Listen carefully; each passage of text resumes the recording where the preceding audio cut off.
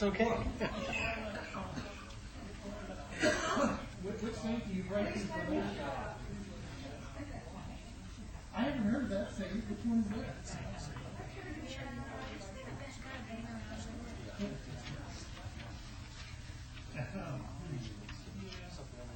That's right. That's right. I started reading.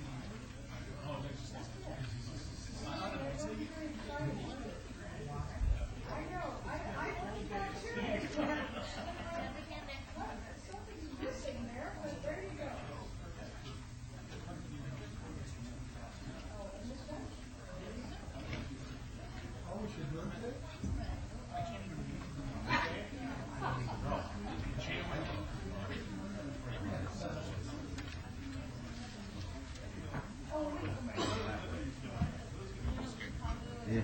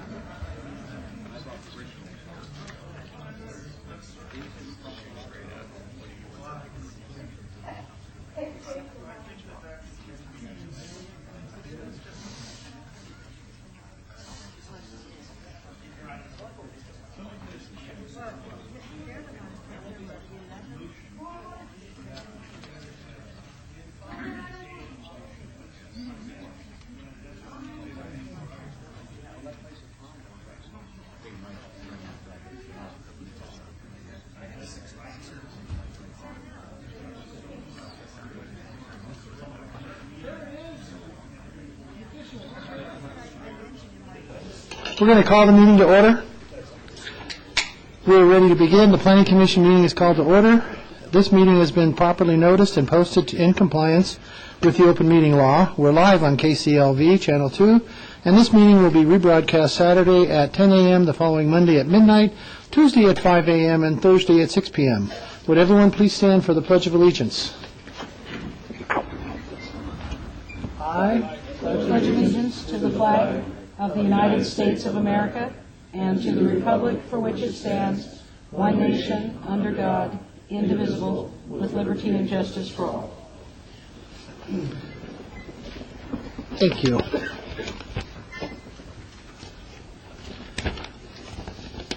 Madam Clerk, would you call roll? Certainly. Chairman Davenport, Present? Vice Chairman Goins, Present. Commissioner Truesdale, Present. Commissioner Evans, Present. Commissioner Steiner, Present. Commissioner Trowbridge, Present. Commissioner Dunham. Excused. Thank you. Okay, we're skipping the minutes. Let's see. Now you have a motion to obey them. No, I've got to go. I call to your attention the information printed in our agenda concerning our actions in the appeal and review process, if appropriate. Please read this carefully, and if you have any questions, staff is available. Also, the second page of the agenda contains our rules of conduct. We appreciate your adhering to these rules so we can have a smooth meeting. Now, do we have a motion for to hold the minutes for the November 8th meeting? Mr. Chairman, move to hold the minutes from the November 8th Planning Commission meeting to the December 20th meeting.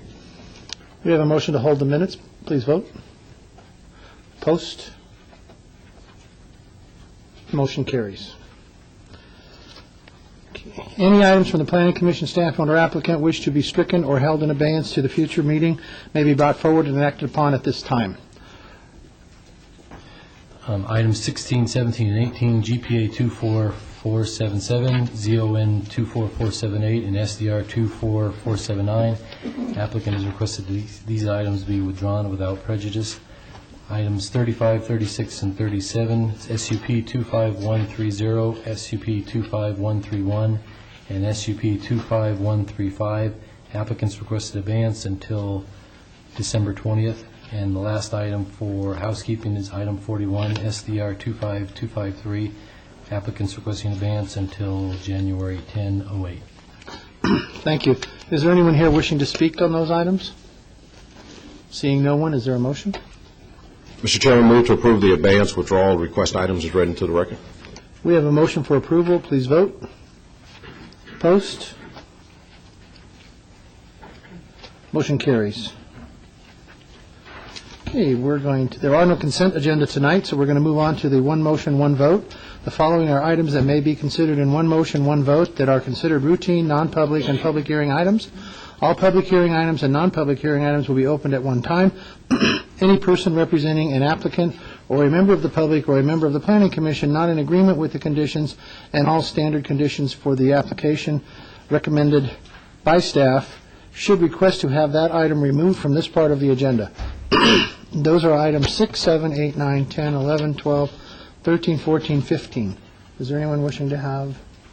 Seeing no one? Okay, item number 6, EOT 25199, applicant owner Beezer Homes Holding Corporation, to allow a 13-foot rear yard setback where 15 foot is the minimum required for 3 proposed lots within a 313 lot residential subdivision adjacent to the north side of Farm Road between Pulai Road and Schomber Road. Item number 7, VAR 25238, applicant owner RR Properties, LLC, to allow a 0-foot street side setback where 5 foot is required for a proposed monument sign at 801 South 4th Street. Item number 8, RQR 25210, applicant Lamar Outdoor Advertising, owner Josh Investments LLC, 3-year review of an approved special use permit SUP 4693, which allowed a 40-foot tall, 14-foot by 48-foot off-premise advertising billboard sign at 6431 West Charleston Boulevard. And item number 9, SUP 25126, applicant San Salvador Restaurant, owner Smoke Ranch Plaza LLC, for a beer wine cooler on sale establishment within an existing restaurant at 6651 Smoke Ranch Road. Item number 10, SUP 25217, applicant owner Nevada Power Company for an electrical utility transmission line over 15,000 volts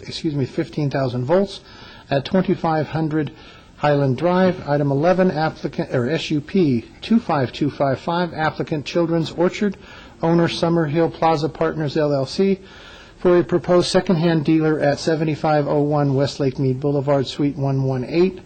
And number 12, SDR 25266, applicant owner HCN Access Las Vegas 1, or I, LLC, request for a major amendment to an existing site development plan review, SDR 18870, for a 120,000 square foot, 6-story office building at the southwest corner of Deer Springs Way and Riley Street.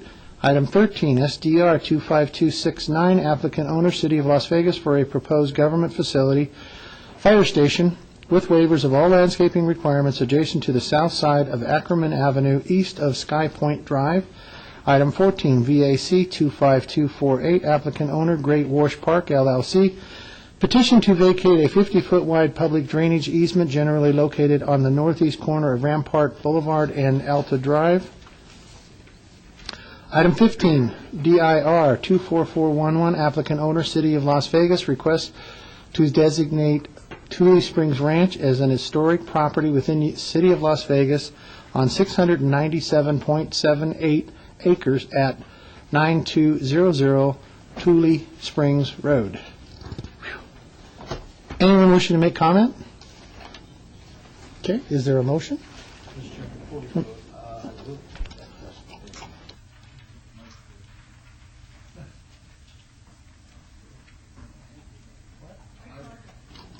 Hello? Here's the only mic working. Here, you want to use it? Wait, oh, you're on it. There you go. He did it. I wasn't trying to quiet you down. It is a tough crowd You tonight. told me you'd handle it. With regards to item 12, I will vote on these items, but with regards to item 12, I will abstain as much as I represent a property within the notice area. Thank you. On item number 12, Commissioner Goins? You ready for a motion? Yes. Mr. Chairman, move to approve the one motion, one vote items, subject to all staff's recommendations and condition. We have a motion for approval of items 6 through 15 with Commissioner, Truesdale abstaining on 12. Items 6, 10, 12, and 13 are final action, and items 7, 8, 9, 11, 14, and 15 will go forward to City Council on January 9th. Thank you. Moving on to 19. GPA, no? Yep. GPA 22587, applicant Norel Sorrell, owner Church St. Thomas Catholic Church, from R, rural density residential, to ML, medium low density residential, at the southeast corner of Roberta Lane and Apricot Lane. Note, this application has been amended to the L, low density residential general plan designation. Item 20, ZON 23373, from U, undeveloped, R, rural density residential general plan designation, to RPD4, residential plan development, 4 units per acre. Item 21, VAR 23661, to allow an RPD development to be 2.49 acres where 5 acres is the minimum required. And item 22, SDR 23377, for a proposed 11-lot single-family residential development. Staff? Staff finds this proposal is not compatible with existing half-acre lots to the south and east and recommends denial. Thank you. Applicant? Name and address? My name is Noel Sorrell, and I live at 8227 Hurtado Road in Las Vegas. I represent Ian Dixon and his company, Unity Investment Group.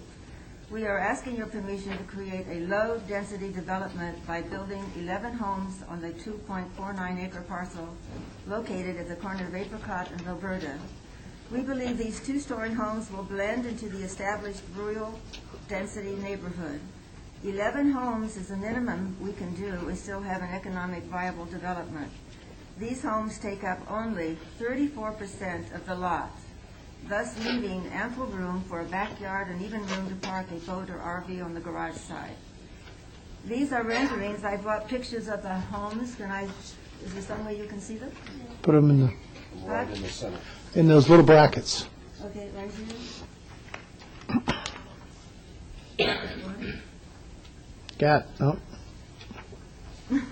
Got it. Okay. Oh, and here's another one, too. Well, they're not in color, are they? Well, it's all right. Looks like it. Yeah. Blue All right. sky. Okay. Please notice that they have front porches and create a Midwestern feeling. The interiors can be designed to meet the wishes of a buyer, but still keeping the exterior and the footprint on the lot the same.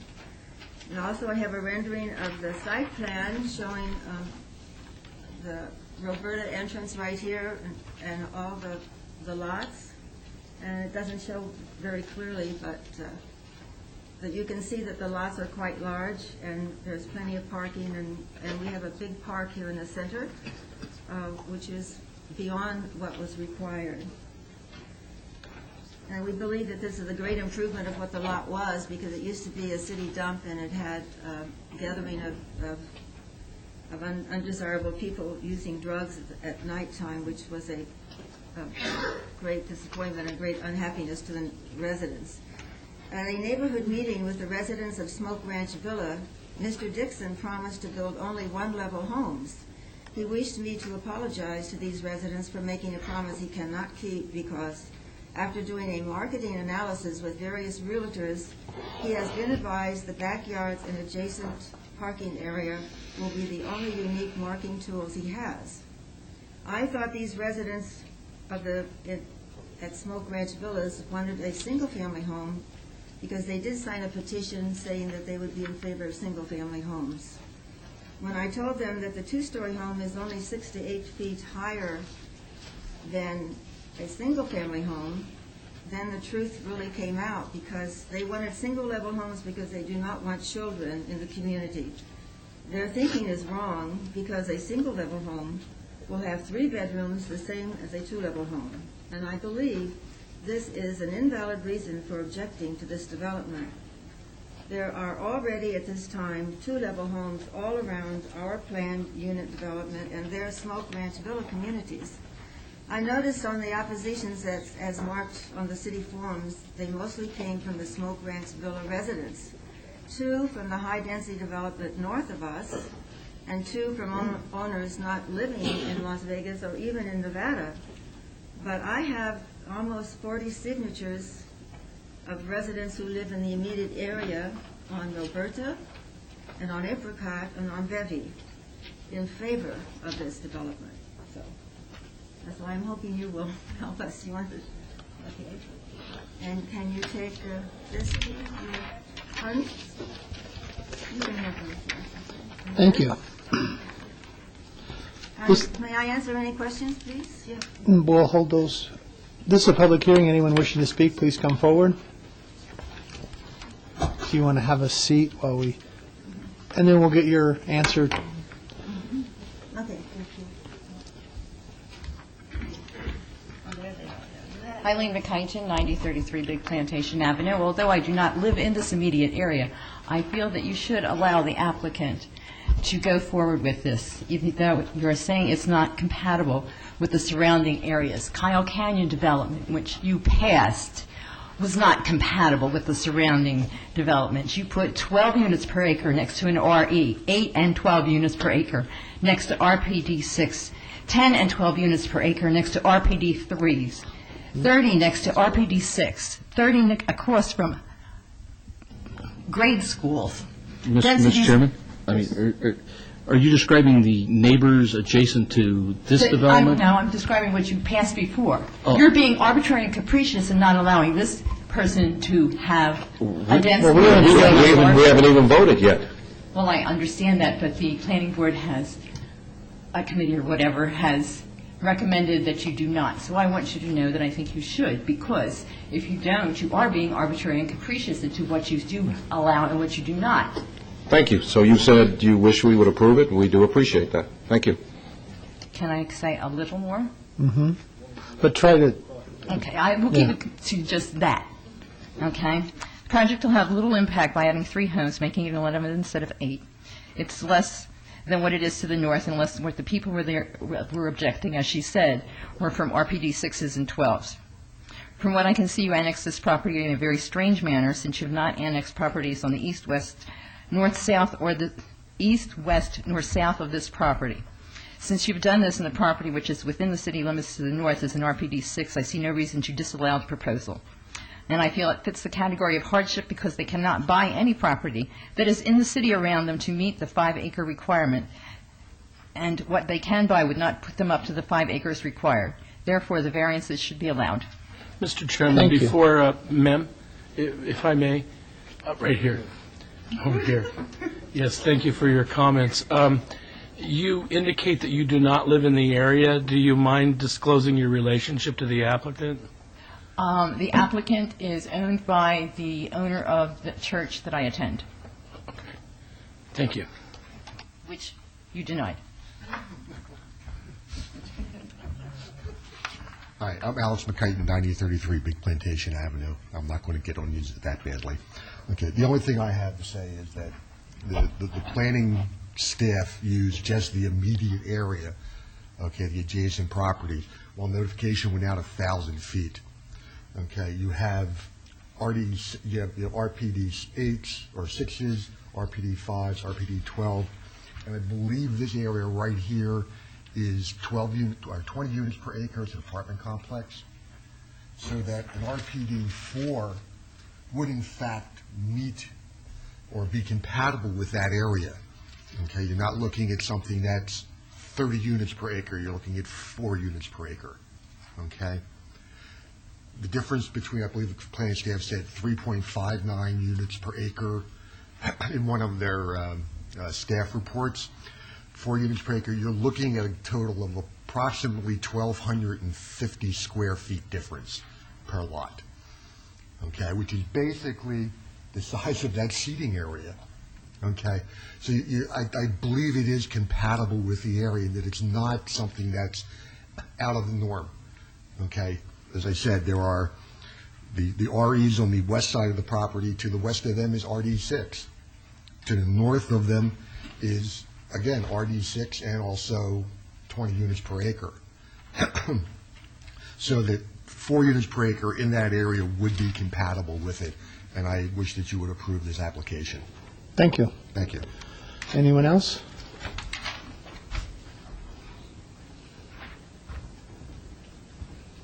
Hi. Hello, my name's Judith Coombe. I live at 2400 Apricot Lane, right at the end of the street. I think I can feel free to speak for my neighbors. We are all very excited about this going in. It's a mess down there. People use it to dump their garbage. We're a small area there. We're all very close-knit neighbors. And we feel that them new homes would probably look very beautiful there to us than what's there now. And we feel, well, all of us, we feel very good that something pretty and something nice would go there, rather than a bunch of apartments or condominiums. Thank you. Thank you. Pardon? We hope that you will approve it. Thank you. Anyone else wishing to speak? Seeing no one, I'll close the public hearing and ask Commissioner Trowbridge. Thank you. I noticed a couple of questions for staff. I noticed in the write-up that there was comments about, they mentioned solar water heating systems and energy efficient cost savings systems. I take it the next step and ask you, does this particular project meet the city's, that policy that we adopted with SN, Southern Nevada Home Builders and the city Las Vegas plan?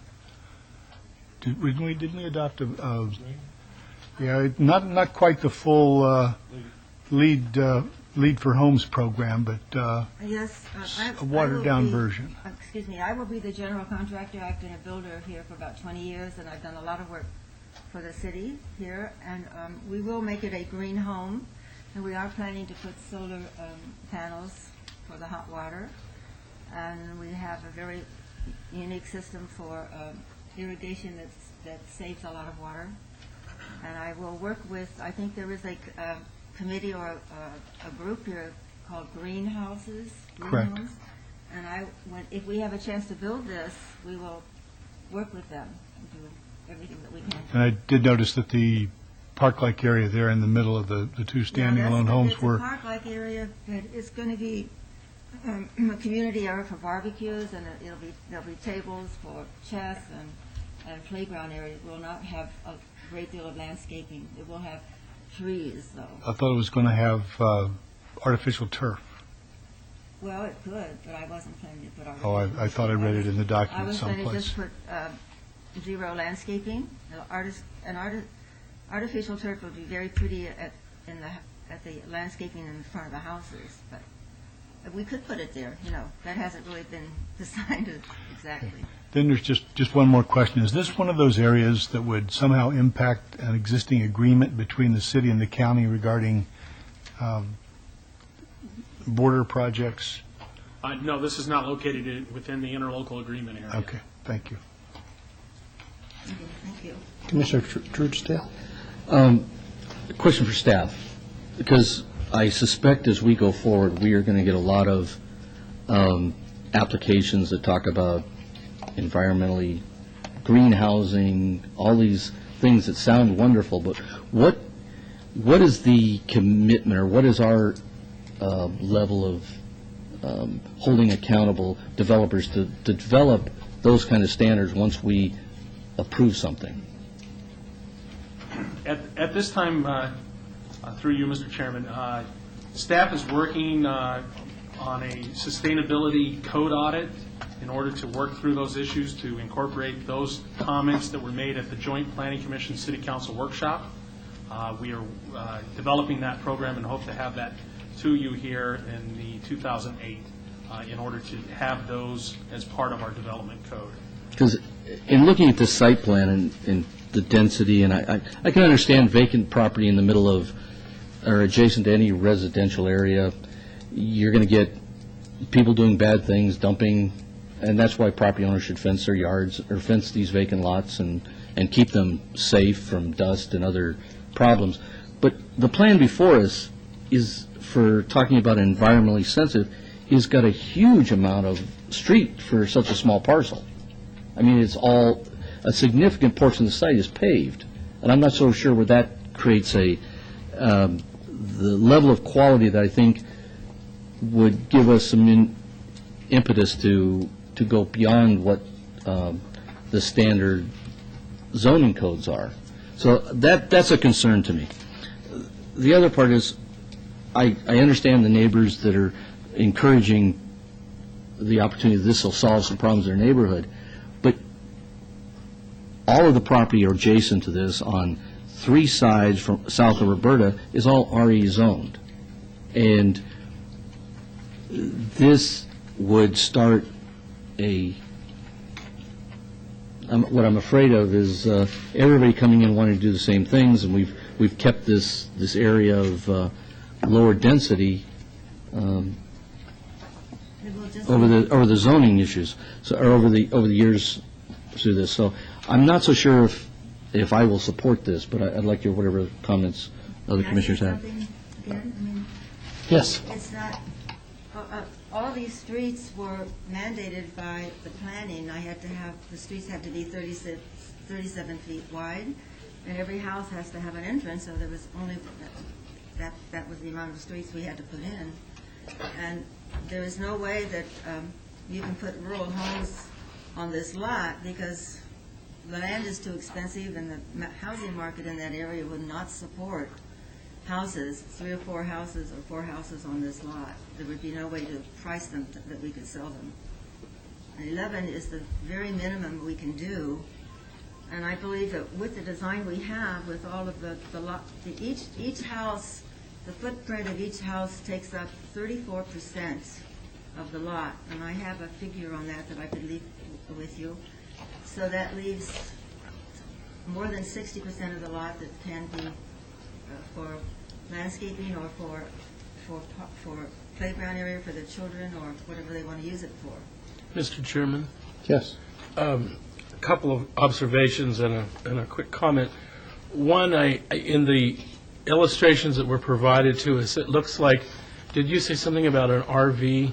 The garages would accommodate an RV? Well, on the garage side, there's 10 or 12 feet that if somebody wanted to put a boat there or an RV, the owner then would have to put a gate up, and they could park their boat on their own lot. They wouldn't have to park it on the street or rent someplace else to park it. I was concerned because one of the illustrations, the second one, I believe, that was in the on the overhead and in the backup, it didn't look particularly aesthetically pleasing to me. I do note that there are 10 people property owners within the notification area, and I'm assuming it's some of these RE properties. No, it's not. There is nobody in the rural area properties that are against this. Those people are in Smoke Ranch Villas. They live in fourplexes. Okay, well, I'm sorry. All I know is that I don't know where their specific addresses are, and you very well may be right. It may be in the adjacent across Roberta RPD 6. It is in the Smoke Ranch. It's over, I have my map right here. Okay, well, regardless, there are people within that notification area, 10 according to my backup material, that submitted notices of opposition to the project. Yes, they're the ones who said they wanted only single-level homes. I gave the list to this lady of the people who want only single-level homes because they don't want children. Okay, if you would allow me to finish, please. The other observation that I wanted to make, and I don't know exactly how I may vote on this, but I'm perplexed and a little disturbed by your statements that this won't pencil out and therefore you need the density. And I take some exception to the fact that you want to change the general plan of the City of Las Vegas, and you want to change the zoning, and you want a variance in order to achieve your financial success. I think that's kind of backwards. And in my opinion, you got to make a good case as to why we should grant the zone changes as in the relief. The staff has recommended denial, and your argument seems to be, in order for you to make an economic profit, you've got to have the zoning changed. And for me, that's not a good enough reason to vote for this. May I? The only reason we have to have 11 homes is that we have to make a profit. Nobody can be in business without making a profit, but we cannot build 4 or 5 homes to be within the zoning because we would not be able to sell them. The land is very expensive, and construction costs are high, and the market value of homes in this area would not support the amount of money we'd have to spend to build. Only put 4 or 5 houses on that lot. So that's the reason we designed the 2-level homes with the very large area left on the lot, so that it would they wouldn't be up against each other. Right, but what the commissioner is trying to say is the fact if you make a profit or don't make a profit is not a reason for us to do a zoning change. I've asked staff I noticed the open space is 4,145, I believe, and I realize because it's under 12, there's no open space required, but if there were open space, would that meet it? Or are we deficient? The formula is based What would it be on required? minimum 12, so there's no way to determine that. Okay, but don't we have a formula, it's so much open space per square foot? Well, it's based upon the density based on a after 12. Okay. It's a factor of 1.67 times the density times the overall acreage. Okay. Thank you.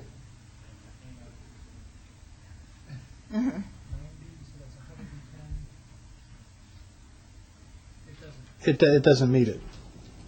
Yes, it does. I'm just guessing what you just said, 110,000 square feet then times to me, quickly is coming out 10 or 15,000. Okay, and it's irrelevant, but were there any other questions? Commissioner Steinman? Will this be an HOA? Pardon? Homeowner Association? No. It will not?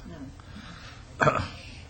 I noticed in the conditions that no turf is permitted in the non-recreational common areas such as medians and amenity zones. I assume that's, turf is not permitted in the park? Is that why? We won't have any turf anywhere. Now, that's what I wanted to do. I think we should have a requirement there. Yes. Turf is not permitted anywhere, because at some point we have to face up to this issue, okay? The other thing is, I assume you're going to have solar panels. Yes. The question becomes one of, should those solar panels be facing in towards all of your homes so that they don't face out to the surrounding homes who are not used to seeing that kind? And I don't know whether you're putting on the new brand of solar panels, which are made out of metal, or you're going to put the old style in that's made out of the rubberized material. We probably won't be building for 12 months, and we will put in what's the best at that time. They're improving those all the time, but the solar panels on a house are not, I don't believe, are necessarily unattractive. They're very unattractive, okay? They are? That's my opinion. Yeah. But, well, we'll try to find a way to put them. but I'm saying, I think they're necessary if they're economically viable over the cost.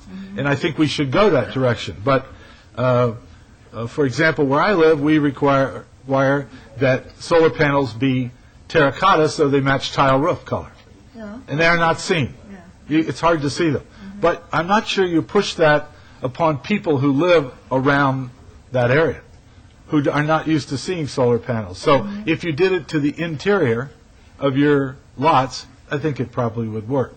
So I feel you should not have grass, which you're agreeing to. No grass. No grass, and I think those panels should be towards the interior of the project. Okay? All right? And I want to ask Public Works, is Apricot Lane have to be finished in its entirety? Because it comes up to this lot, and then it's totally dirt to Roberta. You can't even get through to Roberta at this point. But I assume the requirement is that it will go past this lot and on to Roberta. Does it have to, is it only a half street that has to be finished, or a full street?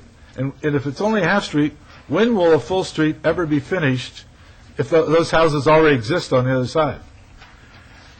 The applicant for this application would be required to construct the half street adjacent to their property, and if right-of-way exists, one travel lane on the other side of the center line, which we call overpaving, one lane of overpaving.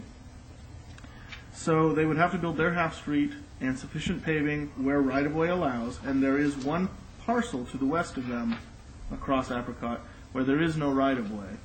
So they would have to build transition paving around that parcel. But a 30-foot wide half street is wide enough for two cars to pass each other. Okay. So eventually, when the west half either redevelops or... or when a redevelopment would occur. That's right. Then we get the west half. But in the meantime, the half street, the reason we have those half street widths is to accommodate 2 lanes of traffic. Is the west side of that Apricot in the city? I don't think so. Oh, that's okay. All right. Then I understand why it's not done. Okay, I understand. I also would ask you that if you're going to have a park in the middle, Yes. who's going to maintain the park? Well, we were going to have a sort of there'll have to be a fee for everybody to pay.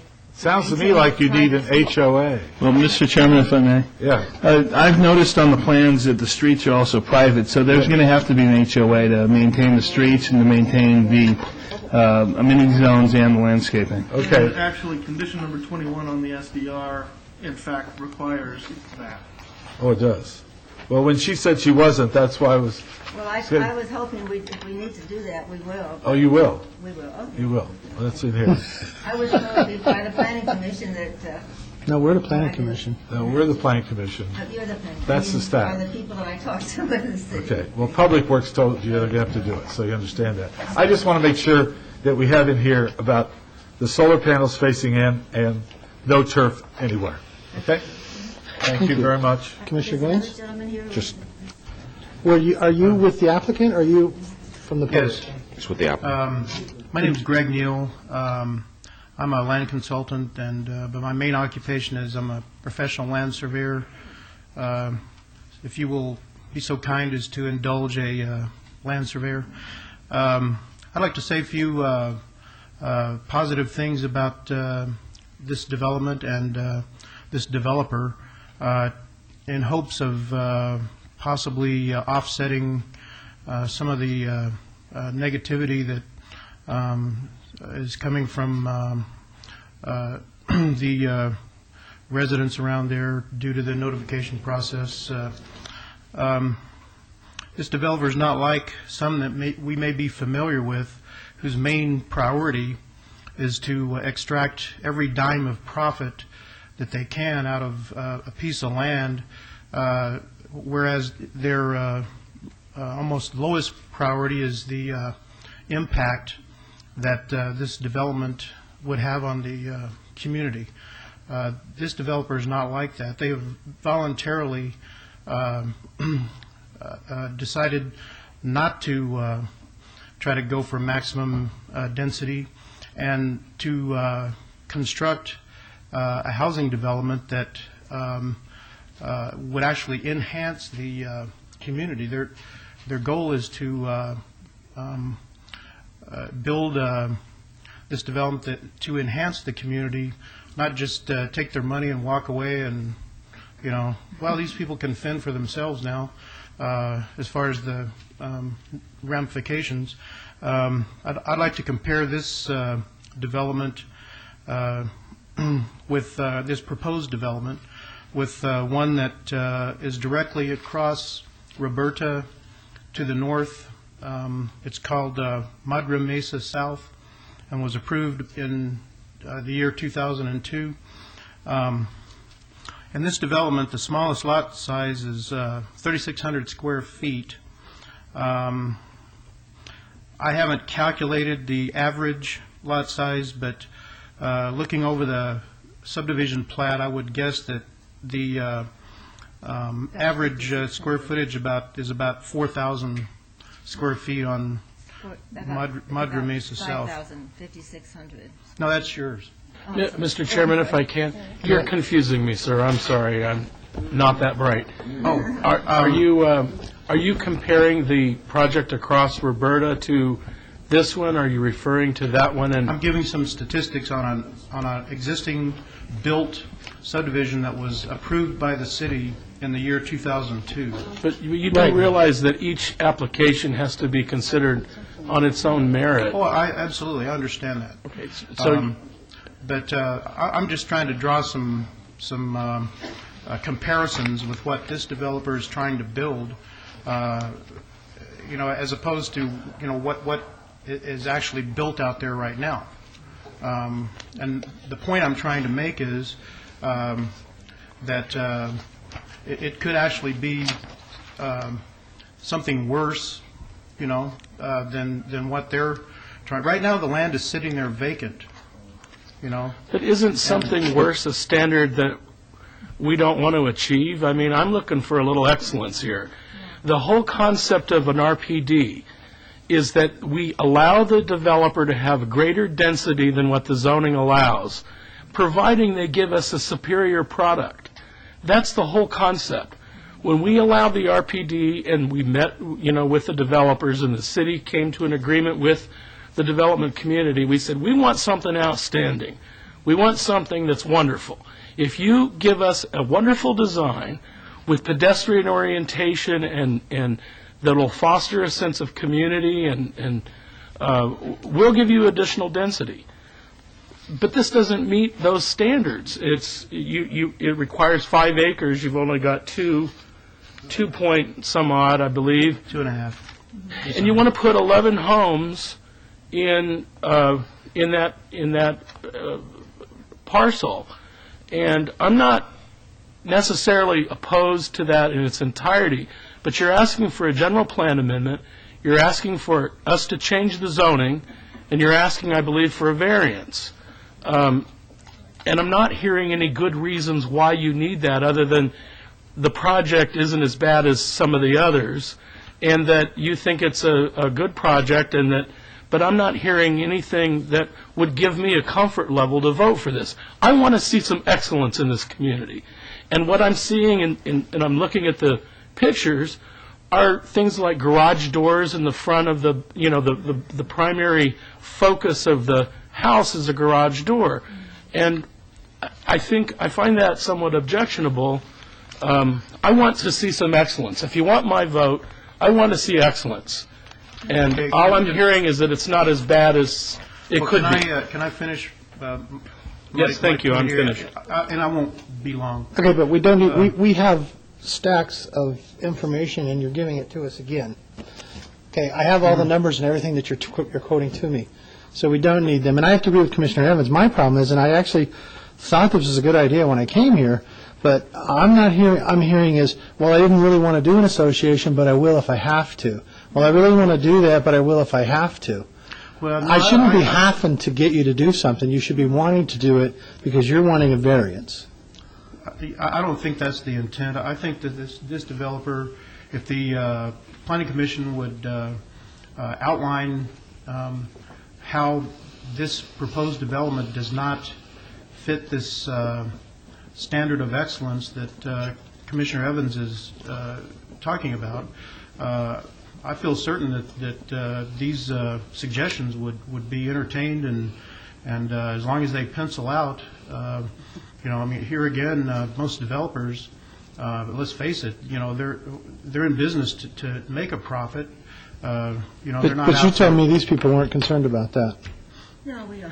That's what you said. Everybody's. But why get out of business? That's what you said. If you can't make a profit. But wait a minute. 5 minutes ago you said that. Now you're saying everybody wants to make a profit. Which one is it? Well, they could go for maximum profit, or they could do something less and not maximize their profits. And I believe that they're doing the latter, which is going for something that makes a marginal profit. There's not going to be much profit. A marginal profit. They paid $320,000 for this lot in 2003, according to the tax assessor's records, which means 11 lots. They're coming up with about $30,000 a lot. That's pretty good. Well, they have to construct the houses and build the infrastructure. Anytime I can build a house on a $30,000 lot, I'll do it all day long. I'm sorry, we have to pay $650,000 for the land. That's the price that we have to pay for it. That's what the land is appraised at. Okay. Yes, Mr. Truesdale? Go ahead. I appreciate the gentleman's, interest in having us outline what we detailed to think what the project should be, but that is not the process here. The process here is we review applications and make recommendations based on the application. And I think it's been a pretty consistent history with this commission that developers that bring forward incredibly creative projects, unless there's just so many issues with them, we try to look at how those projects can fit within the master plan. And what we've received here tonight is we have open space that's not going to have any lands or any planting. So it's going to have either a lot of hardscape or rock. We have almost a little over a third of the property is going to be dedicated to roadway for these 11 homes. The only thing that you're absolutely certain about is environmentally sensitive is you're going to create an incredible heat island for these 11 homes, as opposed to the ones around you that have significant yards areas. They're already zoned. They're already developed around you on three sides. Across the street, which fronts out onto Madre Mesa, is a different development. You're asking us to give you greater density deeper into a neighborhood that accesses off of a Apricot, which is a rural street, and Roberta, which is technically a rural street with a crash gate on the housing to the north. So nothing you've presented raises any of the expectations of the staff, or at least my position on this commission, that you've raised some expectations of a better community around you. I mean, obviously by your comments that you're under contract to buy the land, the church, or the owner of the property, is looking to sell it. That means they will move on. They have no interest in what happens behind them. I mean, they sold them, the day it closes, they're out of there.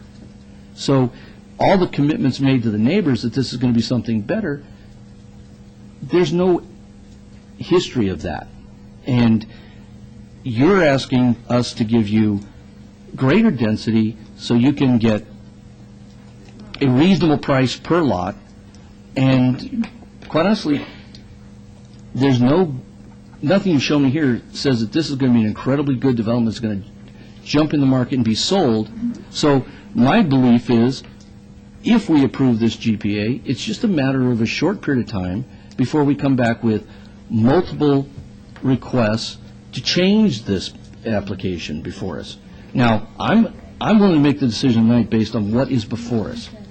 And based on that, I don't believe the GPA is an appropriate change to add that density with the large, I mean, you've got 2 3-acre lot adjacent to you. You've got half-acre lots or acre lots. This is not compatible with those 3 sides on the south side, which this is a part of that area. So I've listened here. I'm not going to support the GPA, and I think without supporting the GPA, the rest of this should just be tabled until there is a GPA that can be, or something that can be worthwhile to pursue. You don't think that these houses are beautiful with the porches? Yeah, I think they're very unique houses. They're very different from what's on the market now around. Okay. For a motion. Any other questions from the commissioners? Can I ask Yes. question?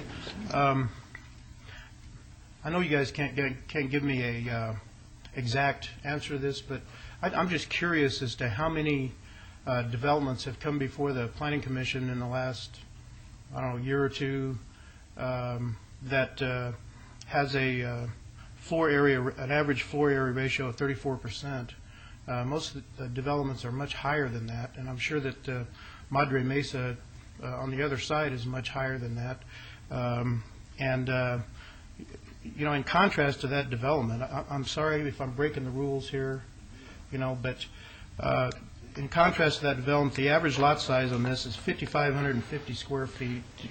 The smallest lot is 5,100 square feet, and the average floor area ratio is 34%. And Sir, I don't know too many developments that fit that criteria. Mr. Chairman, can I interrupt you for just a moment? I think our staff can work with you in helping to come up with a design that may meet the needs of the intention. Pardon? That would be great. Well, my thought is that I think there are ways to design this that meets your economic needs and is consistent with the intentions of the building standards that we've created in the city. So my thought is to allow this to go back and to work with our staff, and I think there may be some solutions, and you could probably build a product similar to what you have, but perhaps with a different design. And so if you're agreeable to that, I would entertain a motion, or I would make a motion to obey this item and to send it back to work with our staff and come up with a design that is more consistent with our code and that meets our standard of excellence. So if you agree to that, I think we probably wouldn't be able to come back. The planning director, I believe, is telling me January 10th. If there's no objection from my colleagues here, I would be more than happy to make that motion. Okay. Are you willing to accept that? Yes. Great. Then my motion would be to obey this. Yes. Before you make that motion, I'd just like to chime in.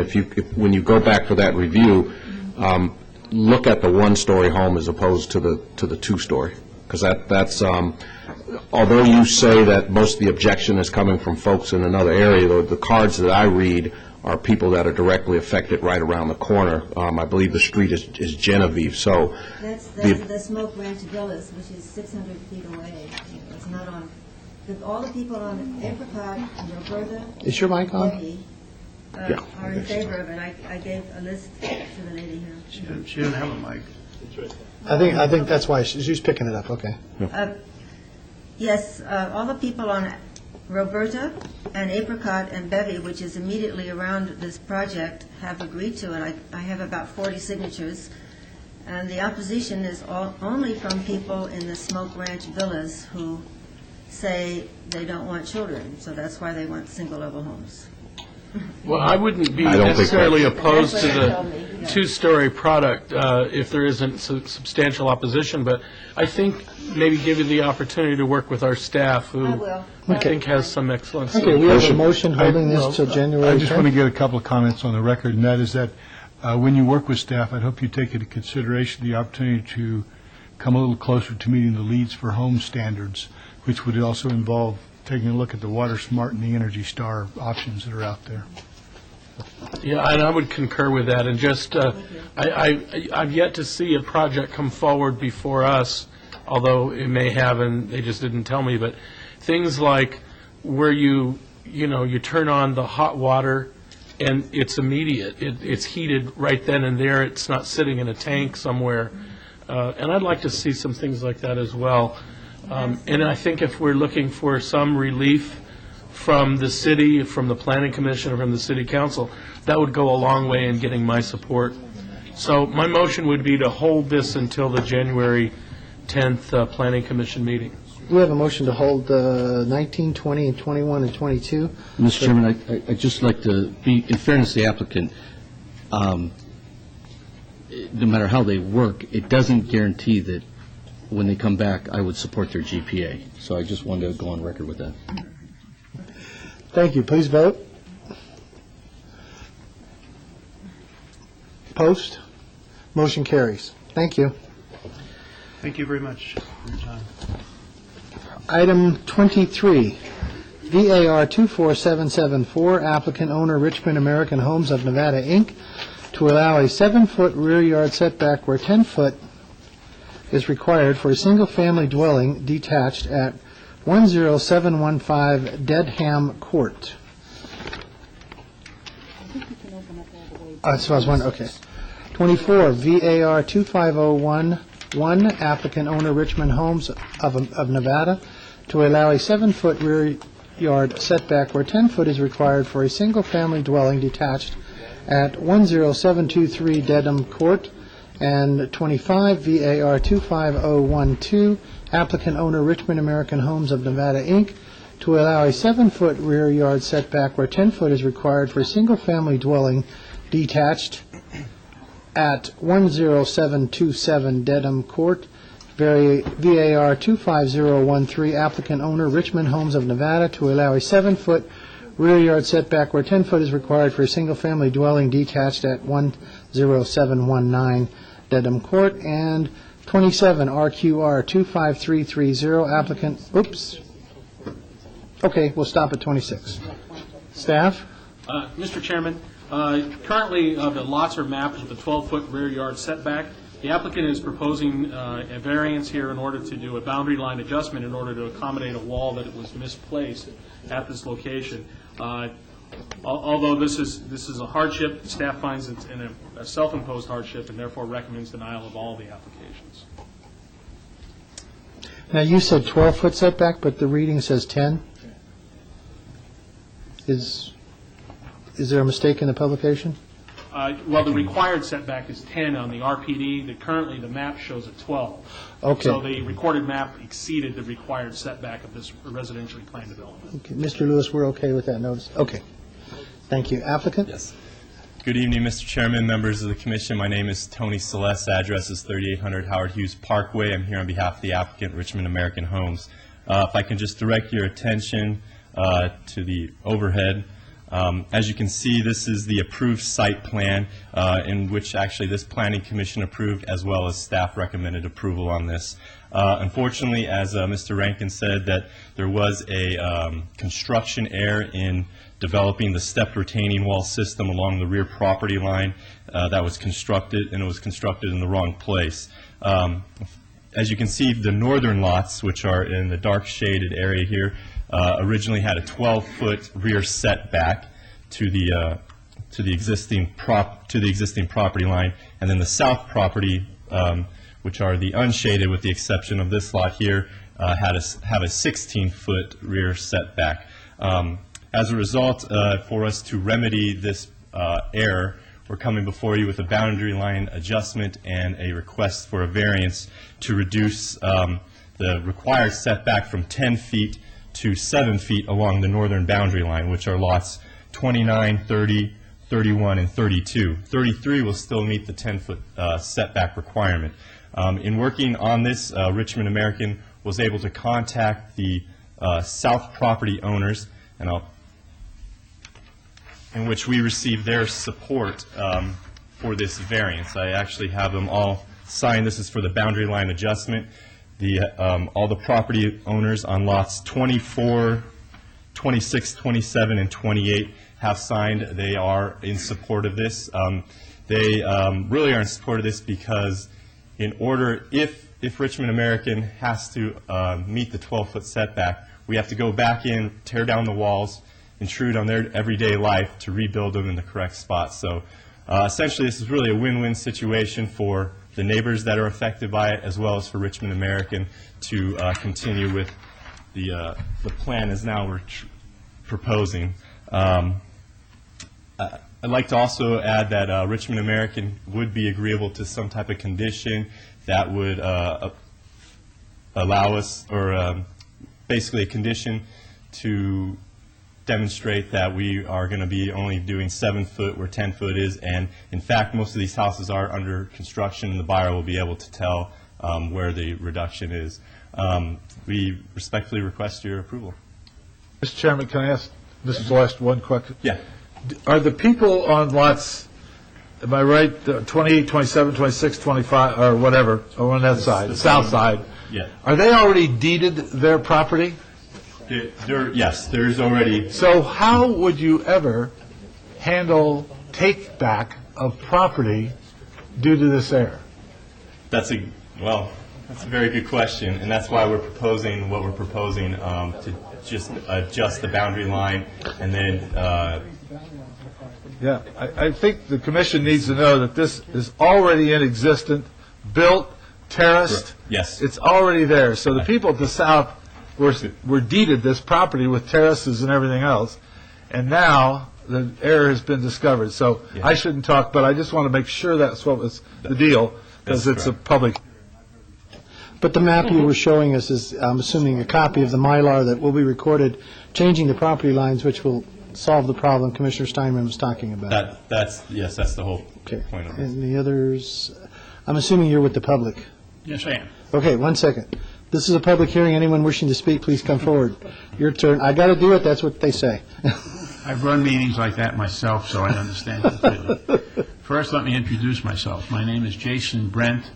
I live in Sun City, Summerlin, at 10313 Linfield Place, Las Vegas. I'm here speaking on behalf of my daughter, who owns Lot 28. Now we have it. Okay. Lot 28. As Mr. Steinman pointed out, the wall is already built.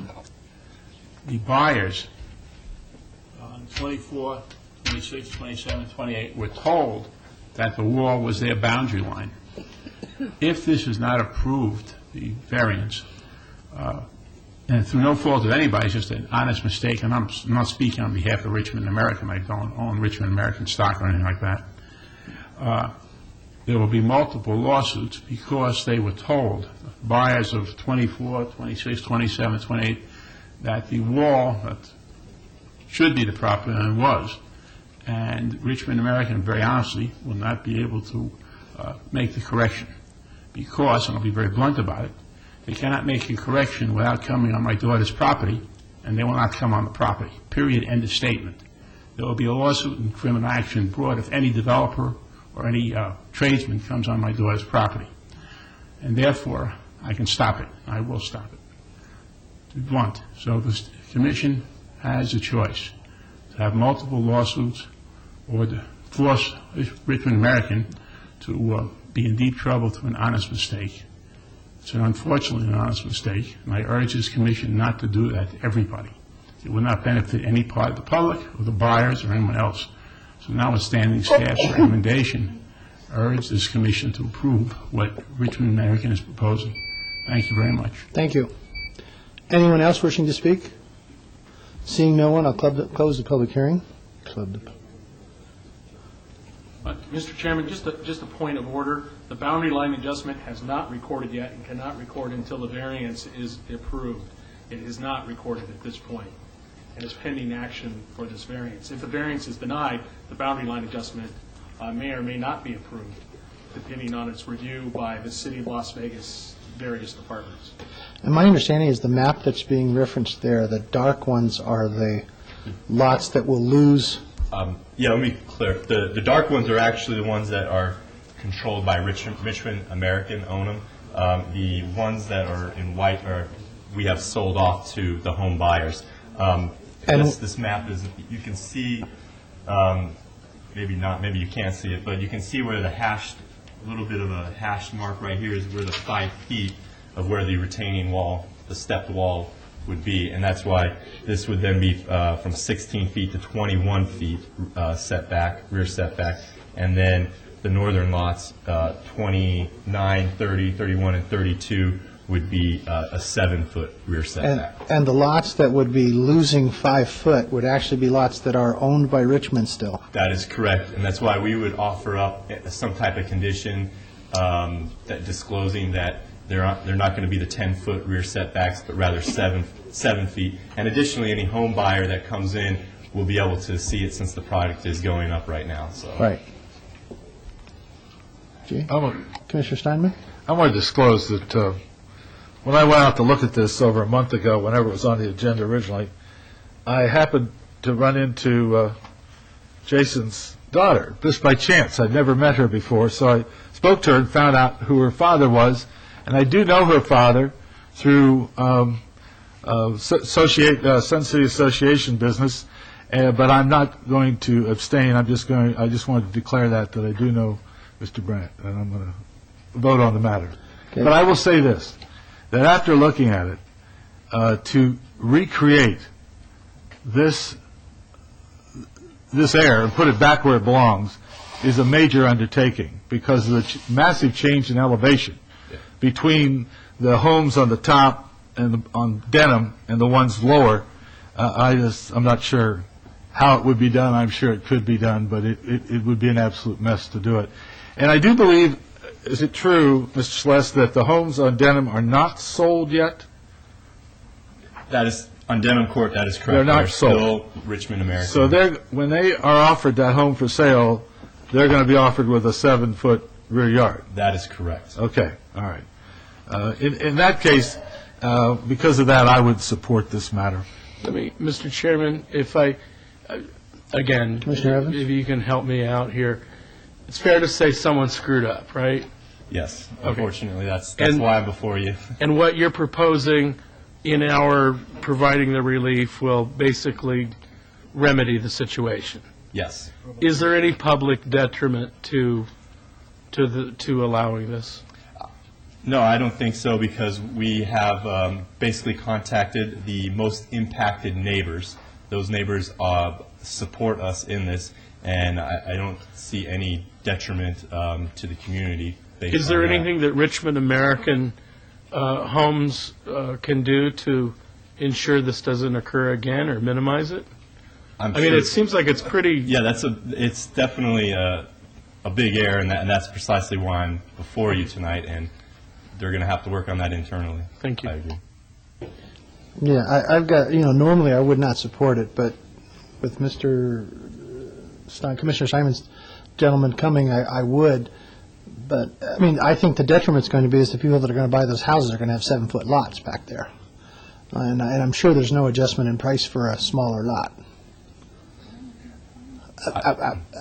Yeah, I don't know what their price points are going to be, but they will have full knowledge and full disclosure of the 7-foot rear setback and would go into the possibility of purchasing that. Right. Would know that up front. So. But what you see is what you get, and the full disclosure is there of a small backyard. And Richmond isn't going to take a hit from it, is that right? Yeah, well, that's what I'm saying, is there was a mistake made, and Richmond is going to sell them for the same prices and not have to go back and fix the fences. Probably not in this market. They're going to sell it for less, potentially. Well, maybe they'll sell it no less because of the lot. I'll make a motion if you want me to. Okay. Agenda item number 23, VAR 24774, move for approval subject conditions. We have a motion for approval of item 23. Please vote. Opposed? Motion carries. Agenda item number 24, VAR 25011, move for approval subject to the conditions. Motion for approval of 24, please vote. Opposed? Motion carries. Agenda item number 25, move for approval, VAR 25012, with all conditions. We have a motion for approval of 25. Yes. Please vote. Commissioner. Opposed? Motion carries. And on agenda item 26, VAR 25013, move for approval, subject to conditions. We have a motion for approval of item 26. Please vote. Opposed? Motion carries. And these matters are final action in the absence of an appeal to the city clerk's office within 10 days. Thank you. Thank you, guys. Have a good evening. Yeah. 27, RQR 25330, applicant owner Restaurant Row LLC, 5-year review of an approved variance V-0040-97 that allowed a proposed 61-foot tall, 14-foot by 48-foot triple-sided off-premise advertising billboard sign where a maximum double-sided sign is allowed at 1991 North Rainbow Boulevard. Staff? Mr. Chairman, this item is before you as the applicant failed to respond to 3 requested notices to attend this meeting. Staff is recommending denial of this due to the improper maintenance of this billboard and an illegal embellishment located upon it. Thank you. Is the applicant here? Seeing no one, are you wanting to speak on this issue? No. No? Okay. I have some questions. We don't have an applicant present. Is there a motion? I would, after 3 times, I said we should deny it. Mr. Chairman, I'm ready for a motion. I'm ready for a motion. I'm ready to move to, Mr. Attorney? If I could, Chairman, I just want to make sure that on the record, the planning department has outlined the reasons that we recommend denial.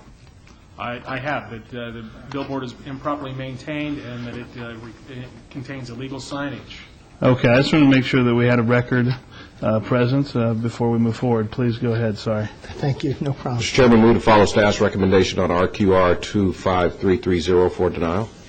We have a motion for denial of 27. Please vote. Post. Motion carries. That goes forward to council on January 9th.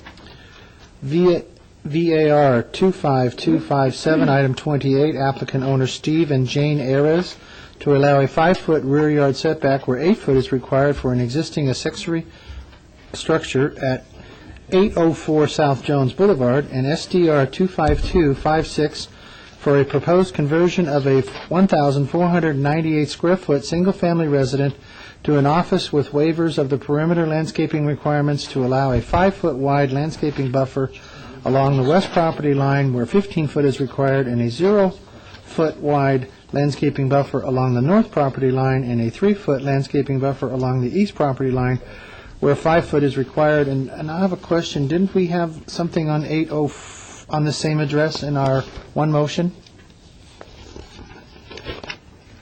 Or was I? There was something on Jones on a sign, I thought. It would not have been on this property. Okay. Staff? Mr. Chairman, in regards to the accessory structure, staff notes that this structure has no permit history.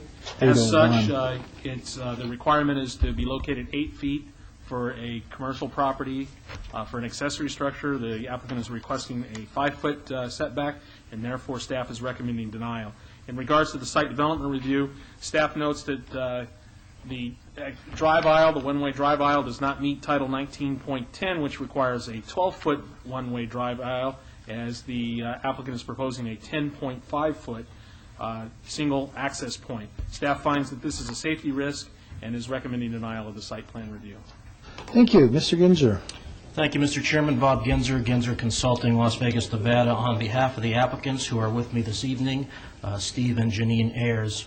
As is indicated in your staff report, this property was rezoned in 1991 as part of a request that changed the majority of parcels along the east side of Jones, south of the 95 freeway, from R1 to PR, and as a requirement of that zone change, each parcel, as it was prepared to be converted, had to come before you for site development plan review. The staff report also indicates that it is believed that a contractor's business began at this location in 1992 without the proper permits or licenses. The heirs who stand before you this evening purchased the property in April of 2006 to establish a two-person realty office, believing at the time of purchase that all of the proper permits and licenses had been granted. It was when they approached the city on that particular issue of opening the office that they found out about the issues that are before you this evening. As with any conversion of this type, we're in a situation where we need to work with what exists on the property and try to bring that property as close to compliance with the city codes as is possible. In this case, the existing structures make it impossible to meet landscaping requirements without waivers, and in addition, the shed, which is the subject of the variance at the rear of the property, is permanently attached to a concrete pad, and there is even electrical conduit that is attached to that shed, so making a 3-foot move is pretty much impossible without going to great expense. In regard to the issue over the driveway to the parking area in the rear of the property, as staff has indicated, it is 10.5 feet where 12 feet is required. The applicant has attempted to work with the property owner of the vacant parcel to the north of this site to acquire their agreement on a joint access driveway for the future. That property owner, who lives out of state, to this point has not agreed to that type of request, and in order to get around that through the working with the Department of Public Works, they have actually put a condition into this approval that would require that to occur in the future, and we certainly have no objection to that, nor do we have an objection to any of the conditions that are proposed by staff if this is approved. We do recognize that the metal wrap around this building is not particularly residential in character, although I will point out that an entire project of a metal-type building is being built in downtown Las Vegas. But the applicant does intend to install landscaping, which at the present time is completely void on this site, to help soften the look of that existing building. We have submitted letters which are in your backup from all of the adjacent property owners, including the properties that are to the rear of this site along Mallard that are residential. I believe 11 letters have been submitted, and no one in the surrounding area has any objection. If I can just briefly go to the overhead, I do want to point out the location of this property. Charleston is to the south. This is Evergreen to the north. All of these properties along the east side of Jones are part of that 1991 rezoning case. This particular property is really the first of those smaller lots. Immediately to the south of this property is what looks like an office complex. I believe previously there was a senior daycare facility in that location. So this is really the first lot along the east side of Jones, north of Charleston, that has the challenge of trying to convert what is existing. I'd also like to show you the proposed landscape plan. We are going to put landscaping wherever we can along the rear property line, the south property line, and the front of the property and around the building. I will point out that at the present time, this is the existing driveway, so we need to access the property this way so that that eliminates any landscaping that can go right here. However, when the joint access driveway ultimately is put in, it would be at this location, so this area, which now must remain open, could be landscaped in the future. And with that, we would ask for your approval, and we would be happy to answer any questions that you may have. Thank you. This is a public hearing. Anyone wishing to speak, please come forward. Seeing no one, we'll close the public hearing. And I have a question. How long have you owned this? April of '06. Okay, because I had a loan on it in the 80s, and I want to make sure you weren't the same people. So, thank you. I just wanted to disclose that, I guess. Any other comments? I think it was. Just a couple of Commissioner questions. When is the joint use agreement supposed to be in place? Well, they're willing to sign their half of it immediately. Okay. The piece to the north could not take place until that property owner, or if someone purchases it from him, comes in for a site plan review to develop that piece. So we don't know. We don't know. Okay. I don't know if I indicated that for their particular use, they're proposing to put a realty office in here for, there are 2 people, possibly 3 with a secretary at maximum that would be working in this particular location. Okay. This is a realty office? Yes. You know, there's a term in that industry called curb appeal. It falls a little short. And I don't think a couple of bushes in the front are going to correct that situation at all. I think that if I could voice my personal opinions, we'll see if it gets any mileage, it might be best if you would go back and get in touch with an architect that could come up with some affordable ways to soften your steel buildings look, and also perhaps add some softer lines to it rather than all this straight lines and squareness that you have, as well as an extremely lush landscape plan.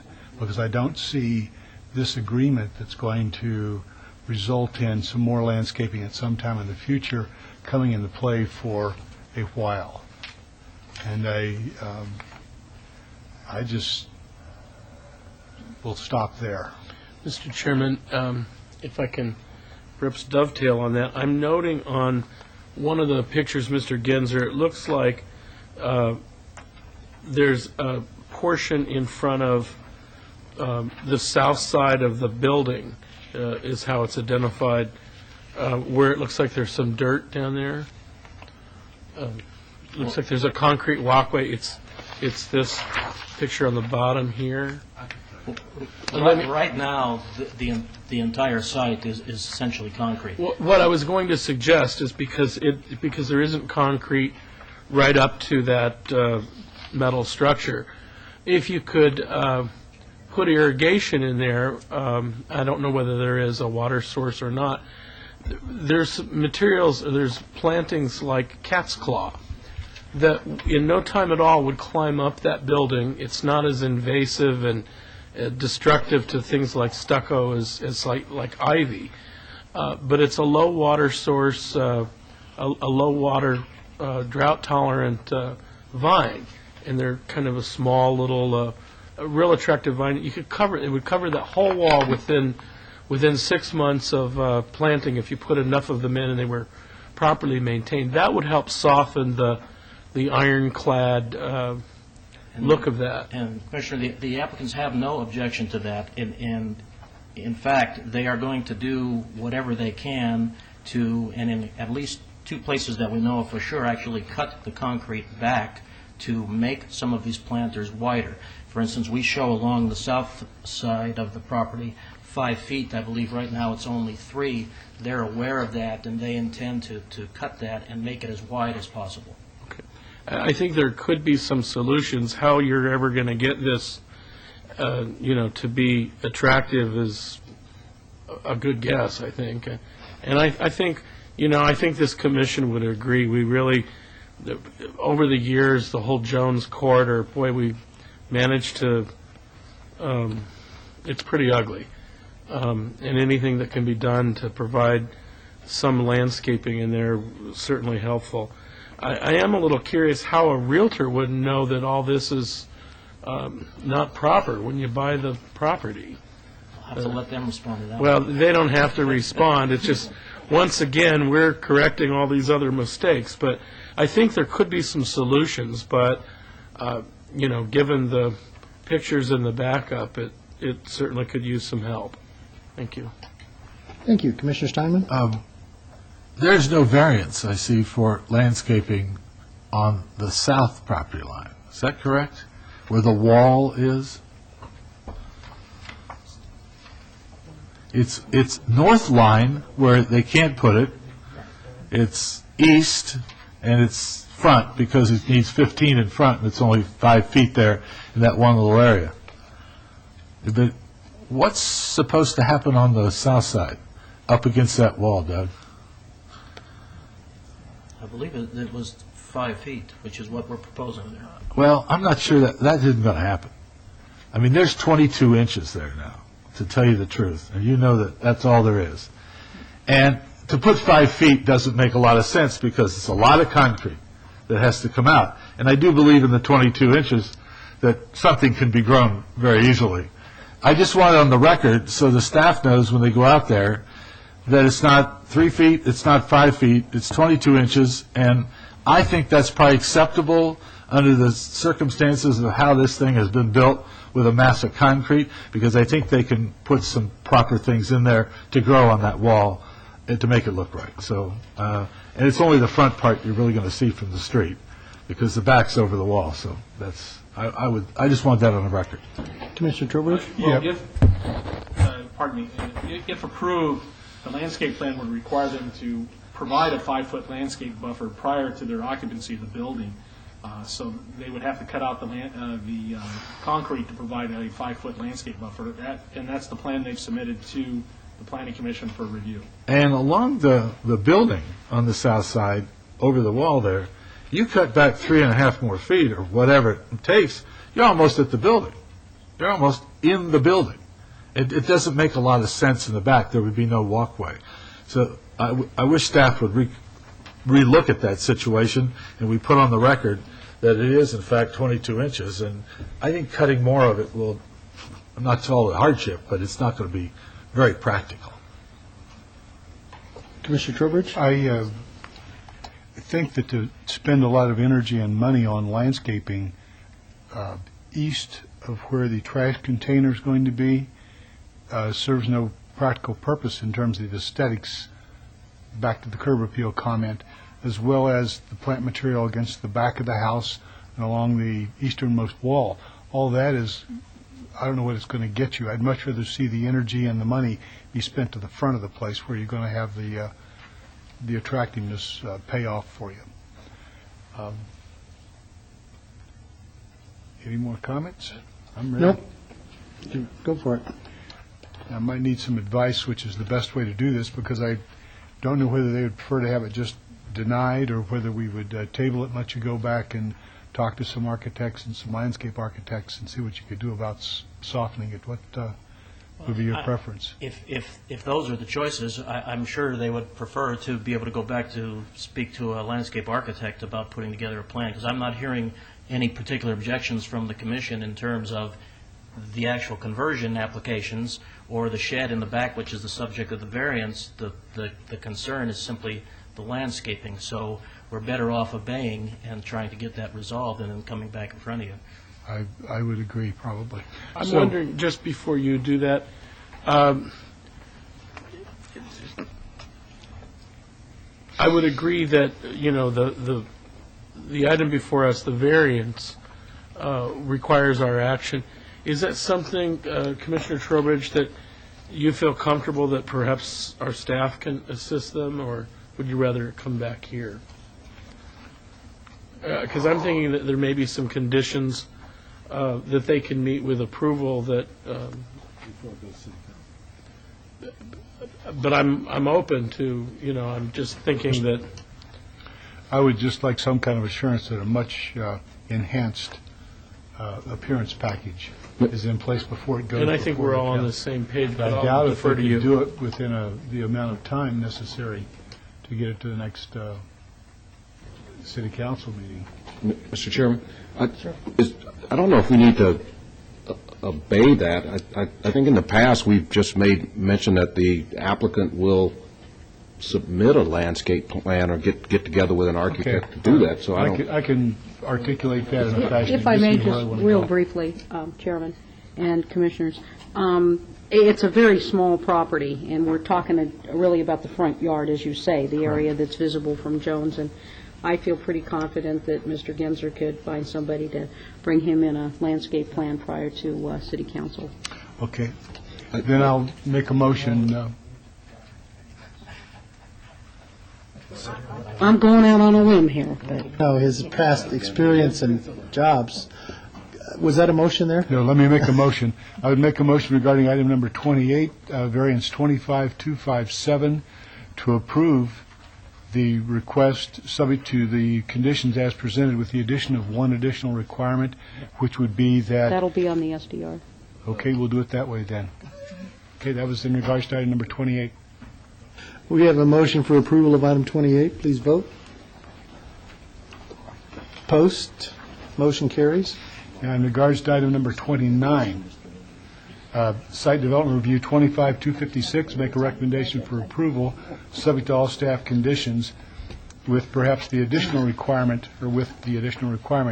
that the applicant submit a landscape plan to staff that meets their satisfaction prior to presentation to the City Council. That's acceptable. And you're in agreement with that? We have a motion for approval of item 29 with one added condition. Please vote. Mr. Truesdale? I guess I'm trying to understand. Truesdale. When you're talking about submitting a plan, are we asking them to submit a plan that enhances the landscaping along that frontage?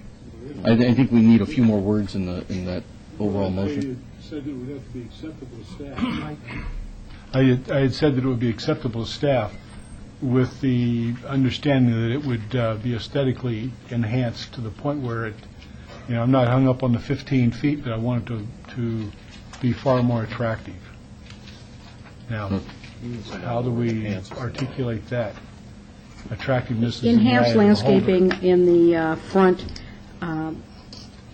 west property. And we understand what you want, so we will have that done and maybe even try to get some type of elevation drawn or that'll show what it might look like with landscaping superimposed in front of that building. We want it pretty, Mr. Ginzer. They hear you. Mr. Chairman, if I may. This is rather unusual because we're being kind of amorphous about what the request is from the Planning Commission, but be that this goes to City Council. The City Council will also review the landscape plan, and I'm sure that the Ward Council member and others will be interested in having it look good as well. Very good, then we're all on the same page. Motion's been made? Motion's been made and post and approved. It goes forward to council on January 9th. Thank you for your consideration. Thank you. We will move on to item number 30. SUP 25266 by marriage. 25267, applicant owner Soltalara Holdings, Nevada LLC, for a proposed 550-foot building with the A-O Airport Overlay District, where the height limitation is 200 foot on the southeast corner of First Street and Gas Avenue. SUP 25268 for a proposed mixed-use development, and SDR 25265 for a proposed 50-story mixed-use development, including 15,000 square feet of commercial space and 700 residential condominium units. Staff? Mr. Chairman, this use and development is appropriate for the C2 zoning and the downtown Centennial Plan. Staff does have a couple, if approved, conditions to change. Condition number 4 needs to read as follows. All development shall be in conformance with the site plan and landscape plan, date stamped December 5th, 2007, and building elevations, date stamped 11/07/07 and 11/20/07, except as amended by conditions herein. And an additional condition, a revised west elevation plan shall be submitted to and approved by the Planning and Development Department prior to time application is made for a tentative map to reflect the changes herein. Specifically, the revised elevation shall make the necessary changes that reflect the First Street parking entrance as referenced on the site plan, date stamped 12/05/07. Thank you. Applicant? Mr. Chairman and Commissioners, we're very pleased to be back this week so we can unveil what covers up, Commissioner Evans was asking about our ugly wall on the north end of the project from last week, so we're happy to be here. Just as a little refresher, you can see from the elevation here on the smaller building on the right-hand side of the elevation shows the building that was approved last week on the corner of Hoover and First Street. And this is the second phase, the 50-story product with parking, podium, and ground floor retail. That'll be on the north 2/3 of that block. Doug did the the filed site plan change with the extra driveway entrance, did that make it in packets? Correct. That's the revised conditions reflect that. That's the result of that change. Traffic had requested a change of the Correct. driveway entrance, which changed the elevations and the site plan slightly, and that's the landscape plan and site plan date stamp December 5th, 2007. Correct. What I wanted to do is I'm just passing out a color. It's contained in your... Okay, we weren't sure if Golden that Lodge caught sheets. up within 24 or 48 hours, but this is a color plan of what was submitted that Doug referred to, staff referred to.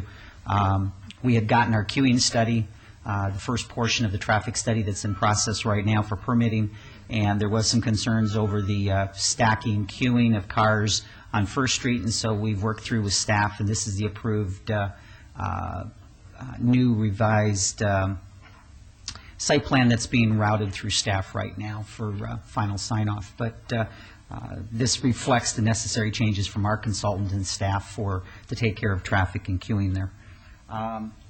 In review of all of the conditions of all three items that we have before you this evening, we're in full agreement and compliance. We'll comply with those conditions. We're here to answer your questions. We respectfully ask for your support and vote, sir. So we still have another third to go? A third?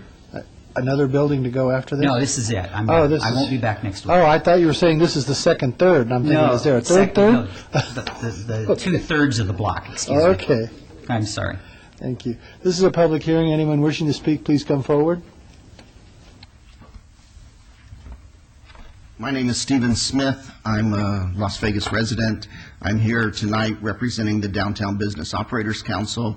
We met with the developer, we met with Mr. Lean, and we think this is the level of excellence that we want to see in downtown, and we do think it is Purdy. Thank you so much. Bye-bye. Thank you. Is there anyone else wishing to speak? Seeing no one, I'll close the public hearing and ask the commissioners.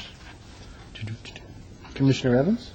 Is there discussion on this item? Nope, If there's nope. not discussion, I'm prepared to make a motion. Sounds good.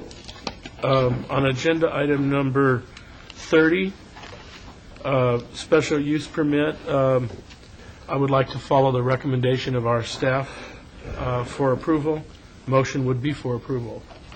We have a motion for approval of item 30. Please vote. Post. Motion carries. On agenda item number 31, SUP 25268, special use permit. Again, I would like to follow the recommendation of the staff for approval. Motion would be for approval. We have a motion for approval of item 31. Please vote. Post. Motion carries.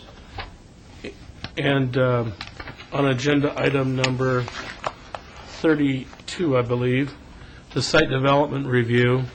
Again, the recommendation of our staff is for approval. I sure would like to see some of these come out of the ground, and I'm told that that this one is going to, and I think we're all looking forward to the vibrancy of the downtown area and all that the future holds for the city of Las Vegas in terms of the urban core. So, again, following the recommendation of the staff for approval, my motion would be for approval. And that's what the conditions as amended by Mr. Rankin? Conditions as amended, yes. And you're in agreement with And those? we're in agreement with We have a motion for approval of item 32. Please vote. Post. Motion carries. And all matters go forward to City Council on January 9th. Mr. Chairman, Commissioners, particularly Commissioner Evans and staff, we would very much like to thank you through this process. It's taken us almost 2 years to get to this point, and yes, this one will come out of the ground. Thank you. Thank you very much.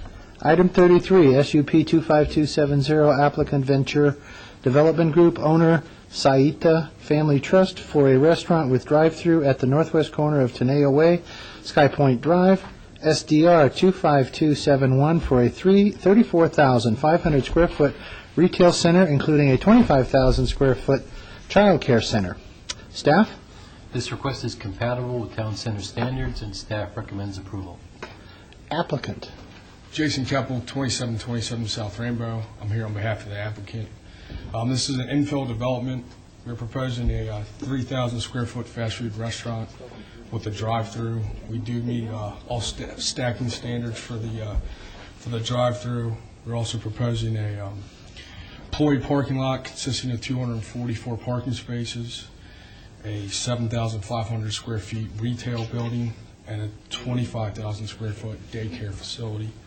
We do agree with all staff's conditions and respectfully ask for your approval. Thank you.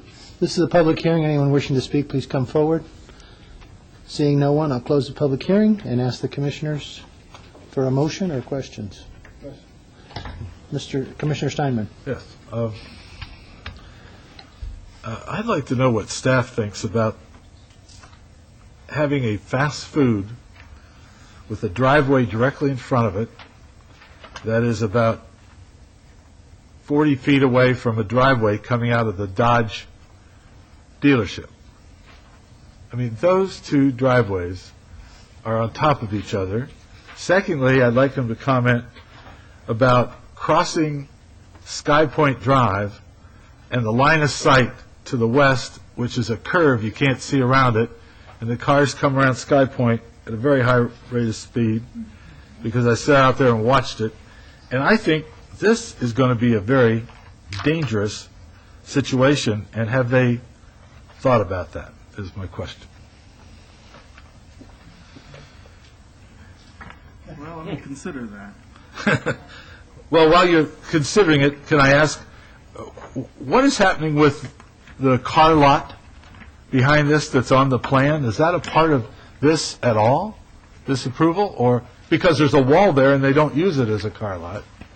So I'd like to know what's going on with that property behind while he's thinking about it. This new proposed parking lot, Commissioner Stein? Yeah, that one. That is going to be for employee parking for the United Dodgeland already existing car sales dealership. Is it being done in conjunction with what you're doing here? Yes, sir.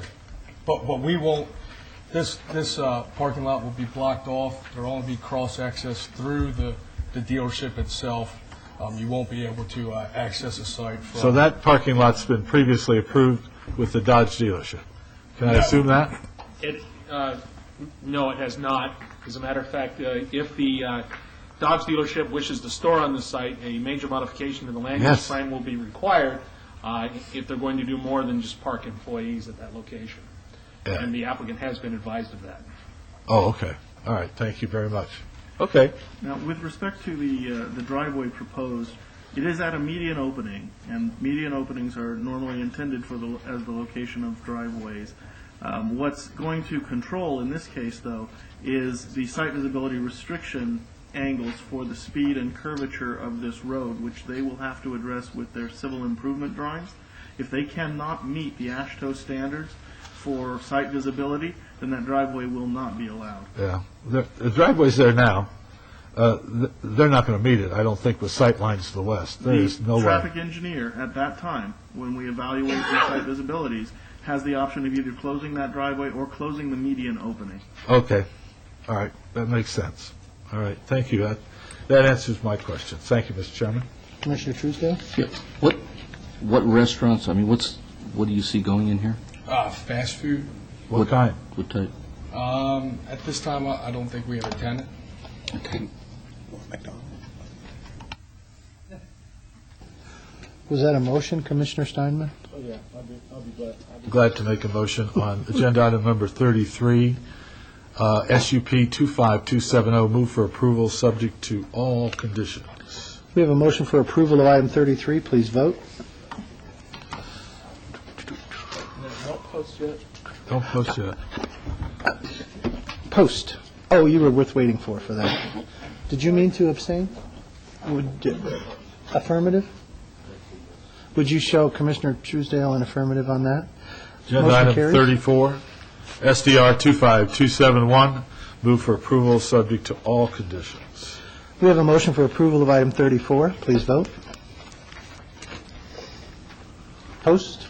Motion carries. And let's go forward to council on January 9th. Okay, thank you. Thank you.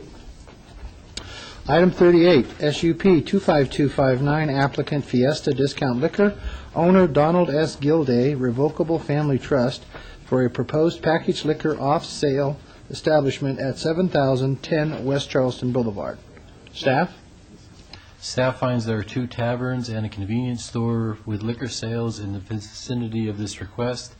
A packaged liquor sales use is not warranted, and staff recommends denial. Thank you. Applicant.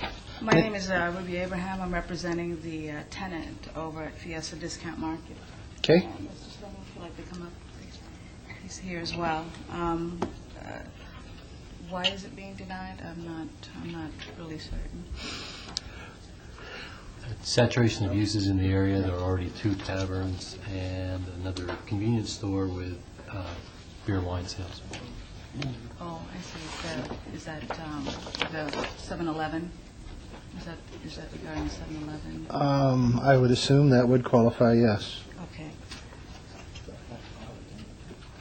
Well, The convenience store that has the packaged liquor license is located across the street. oh, at the 7-Eleven on the other Correct. corner? Right. It's a convenience store with packaged liquor. They couldn't compete. They don't have a. Well, the code just says there's a distance to separate. That doesn't mean it can't be approved or not disapproved, but we're waiting to hear why we should approve it. Okay. Well, they have a packaged liquor for wine and beer currently, so we feel that they have met the compliance for because they haven't. There's no churches or schools or anything within that area. They just wanted to be competitive with the business around them. So they felt that that's why they wanted to apply for the liquor license. They also So now you're selling beer and wine and you want to sell whiskey? They wanted to sell, Okay. whiskey. Or I mean hard liquor. I couldn't think of the word. Yeah. Not just whiskey. I guess I should say gin. They're going to sell gin. Okay. This is a public hearing. Anyone wishing to speak, please come forward. Seeing no one, I'll close the public hearing and ask the commission. Could I ask? Yes. What has changed in this neighborhood since 2001, when approval was given for beer and wine, that now liquor is needed? What's changed? What had happened is that they built that Albertson Shopping Center, and it's really put it's changed the whole area. A lot of people are going more to like the grocery stores, so it's burdened them as far as what they're able to sell. So they've had to think of some other ways to attract more business and be competitive within that area. Where's the Albertson? The Albertson's on the corner of Rainbow and Charleston, and it's only 1 block east. Oh, I know where you are. Yeah. That's been there quite a while. Yeah, that center has been there. That's for been a long time. Yeah. Was it there in 2001? I think it was. Yeah, and it's really kind of slowed their business down over for the discount store. Was the 7-Eleven across the street in 2001? Yeah, but I didn't realize that they sold hard liquor. I thought they just sold beer and wine. So is that correct? They don't sell hard liquor. I don't believe that they do. I think they, maybe we could defer to the staff. If I'm not mistaken, they do. They have an L10 license for packaged liquor. Yeah. And I think that probably was approved 100 years ago, right? That approval was a long time ago, probably 1975-ish. Close enough. So is that what that is? Is that hard? I mean, I guess, Mr. Chairman, comment I've got is, you've got a restaurant there, you've got several uses in the center that, and this has been there a long time, it's across the street from Hush Puppies. The 7-Eleven, and you've got the Southern Nevada Blood Bank, I guess, or across the street. But I really am struggling with what has significantly changed. I mean, even 7-Eleven, whatever their classification license is, they sell beer and wine. And I'm just not sure what has changed in this area that would suddenly raise us to take what this convenience store does and make it to a liquor store. Because I just don't see what the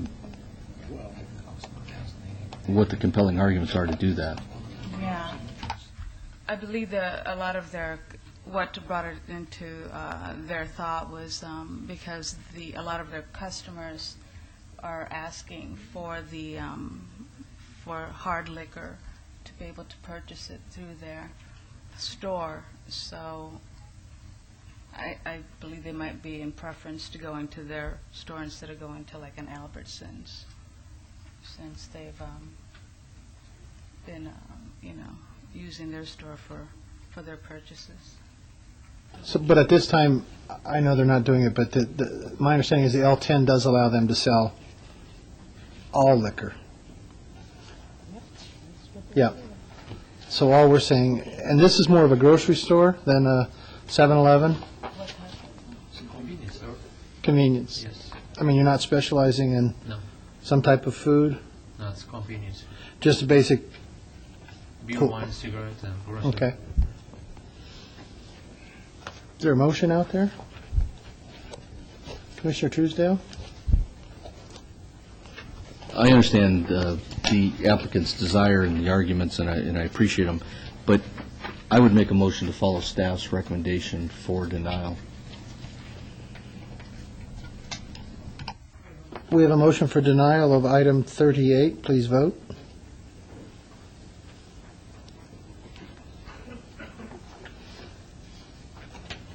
Motion carries. And that is final action in the absence of an appeal within 10 days to the city clerk's office. Okay? Thank you. Item 39, SDR 24681, applicant owner Pentecostal Temple Church of God in Christ, Inc., for a two-story, 5,524 square foot addition to an existing 13,421 square foot church at 1117 F Street. Staff? The proposed elevations, setbacks, building heights, and massing are compatible with the existing surrounding area, and staff recommends approval. Thank you. Mr. Chairman, board members, we would appreciate the fact that you would approve this. We're trying to enhance the area further. We've been on that corner since it was established in 1939, so we've been here a while. We're just trying to make it better as we go along. Thank you. I'm sorry, I forgot to put my name in, James Chapman. I reside at 3366 Fandanzo Place. Thank you. Thank you. This is a public hearing. Anyone wishing to speak, please come forward. Seeing no one, I'll close the public hearing and ask the commissioners for a vote or comments. Commissioner Glenn? Ready to follow staff's recommendation for approval, subject to all conditions. Thank you. We'll follow those conditions. We have a motion for approval of item 39. Please vote.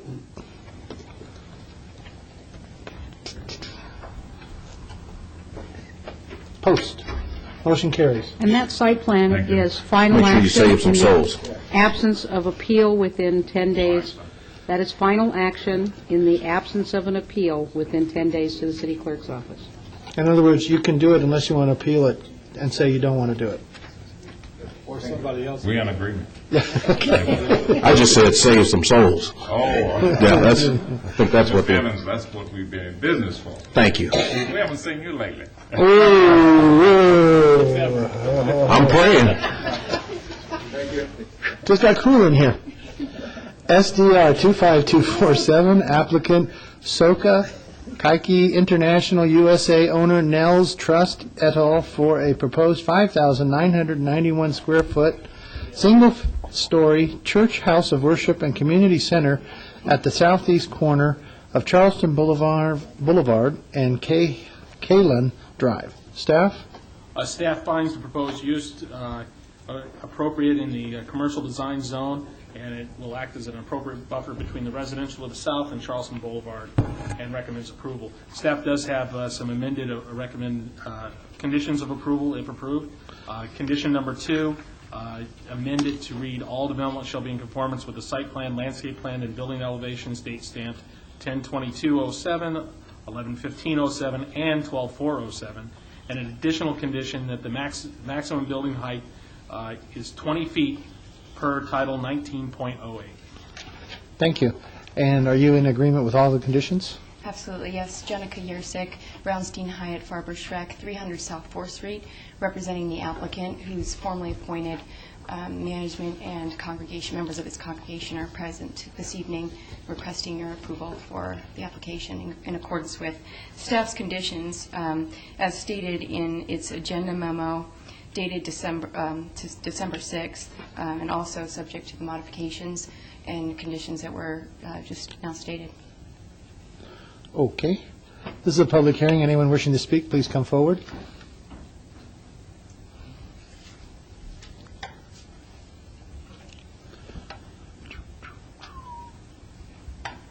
Hello. Hi, my name is Russell Shaw. I'm a neurologist. I own the property across the street from the proposed development at 2628 West Charleston Boulevard. I bought the building that I purchased about 13 months ago, and we're transitioning it to urgent care and remodeling our building currently. This is a medical district on Charleston, and it is located west of Rancho and Valley View, west of Rancho and Charleston.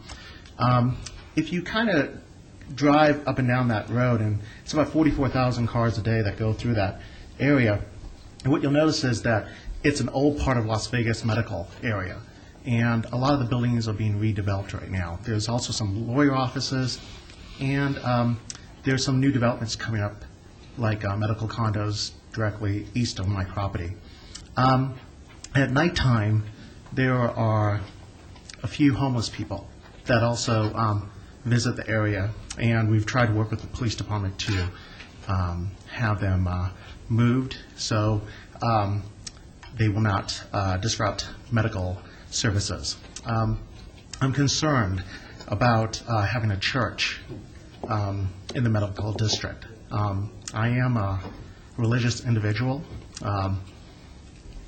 I'm concerned because sometimes church activities promote goodwill and they feed homeless people. I'm concerned that that would not be the best thing for a medical area. I'm not too sure if this is the agenda of this particular religious organization, but I did talk to my councilwoman, and discussed research that we did about the proposed applicant. I just want to make sure that the area develops as a medical corridor.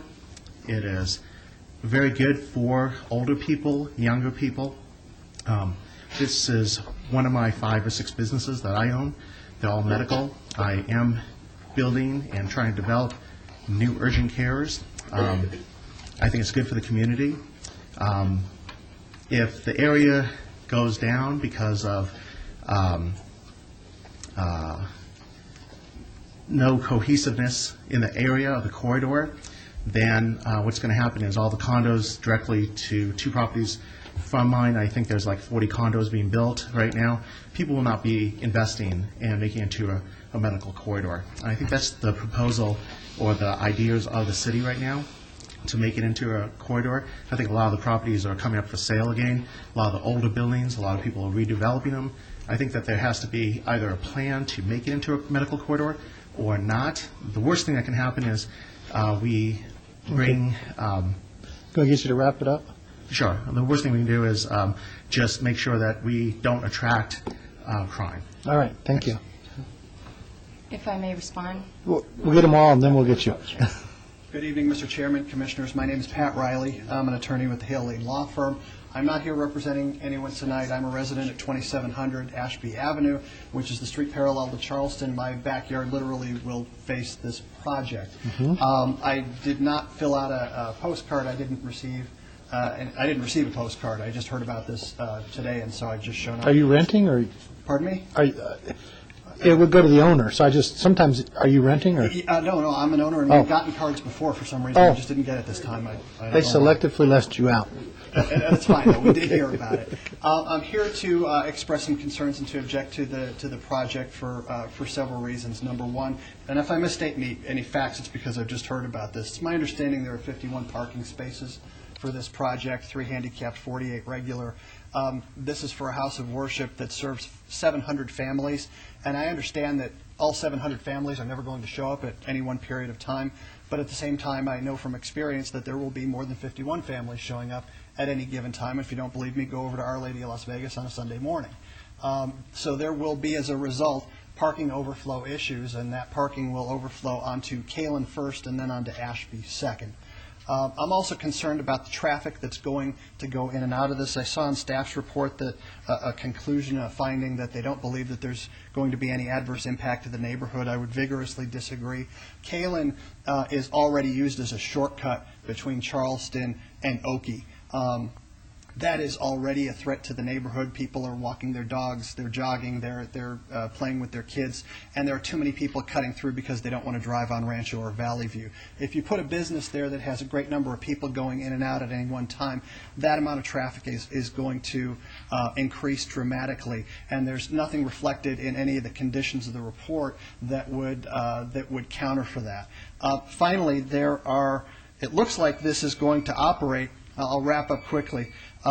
This is going to operate after hours on a number of evenings. That's in stark contrast to the many other businesses on the street, law offices, professional offices.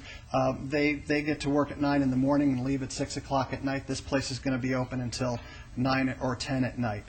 McNeil Estates is a special place, but based on its location, it's surrounded by development in all areas, and so you're really our last line of defense in terms of protecting the character and the nature of this neighborhood, and we ask that you do that, and I thank you for your time. Thank you. Your name and address? Anna Benda. I also live on Ashby Avenue, 2929 Ashby Avenue, and I am also opposed to this. He said it so well, I'm not going to repeat everything, but my major issue is the traffic. Right now, if Charleston gets backed up, the people are coming down our street, they're going 50 miles an hour, and my kids are playing in the front yard, and just all the good things he said. I'm not going to take your time repeating it, but I ask you to please deny this. It is a beautiful building I have sketched out, but Okay. thank you. Thank you. You're saving souls now, remember that. Jerry Hagan, I'm on Ashby as well. Michelle and I are neighbors, and we concur with what was said by Mr. Riley.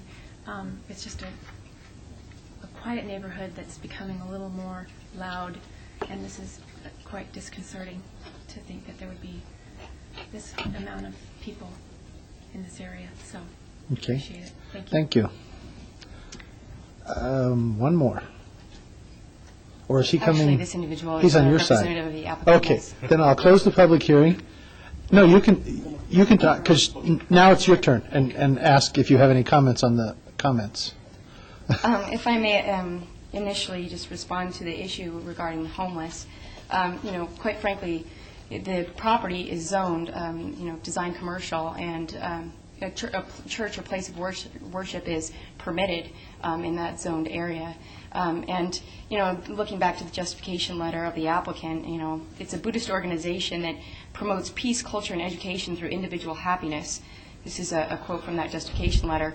It's going to hold worship meetings, assembly, religious study seminars, congregation meetings, guidance sessions, and other functions. I can't think of a project that is, better suited to enhancing, an area, be it residential, having, medical facilities in the area, and certainly, whatever the problem with the homeless is in the city of Las Vegas, certainly, this church cannot be, or should not be, I don't think, prohibited from its development in order to deal with that issue. Secondly, as far as the parking is concerned, the planned unit parking on the lot is 51 parking spaces, which is far in excess of what the city code requires. I believe the city code requires 21 parking spaces. So the applicant has done everything in its power to use the functional situation of the parcel in the area to be as friendly to its residential neighbors and its medical neighbors as possible. That being said, it is trying to at least find an area of the community where it's going to be successful with the community and forming a relationship with that community, which is part of the church's goals and aspirations. Also, I'd like to refer to the staff traffic report, which is in their files, stating that the increase in traffic is expected to be about 12% on Shetland. Shetland is one of the adjacent residential streets, but Shetland is only at about 15% capacity at this point. And it's going to have only a 1% impact on Charleston and Rancho. So as far as an impact on those streets, which has been studied by traffic reports, and I'm not sure that there's more that the church can do or that any other type of development using this parcel could do to accommodate the community in a better way. Mr. Chairman. I have a couple of questions. Is this going to be, because I'm not seeing an actual, somebody said something about the building, but is there a drawing or an illustration? Sure. I mean, is it two-story or? No, it's a one-story building. Okay, so I know that's always been a contention in the neighborhood is they don't want two-story. Right, and the City of Las Vegas Municipal Code does state that it needs to be, less than 20 feet tall, and the drawings are in conformance with that. But the last item that was approved for this lot was a two-story building. It was. That's what I'm saying, so we're coming down and. Coming down, absolutely. The plans have been. And then my other question is when, and it's my ignorance because I don't understand your religion, but when are your, I mean, some services have them on Saturday, some have them, when would your busy periods be? I'm Eugene Hirahara, the Director of the Administration, Soka International USA. Actually, I came from Santa Monica office. It's our headquarters office. We're the nationwide the organization. And as far as concerning our activities, first of all, we don't have any charitable activity inviting homeless. We are very safety conscious too, and also that we have the very highly community relation conscious. We have a history of the good relationship with our neighbors. And as far as concerning activities, throughout the nation, we have the unit of the organization called district. We have more than 3,000 districts. Here locally, we have over 25 districts, and consist from about 20 to 25 people.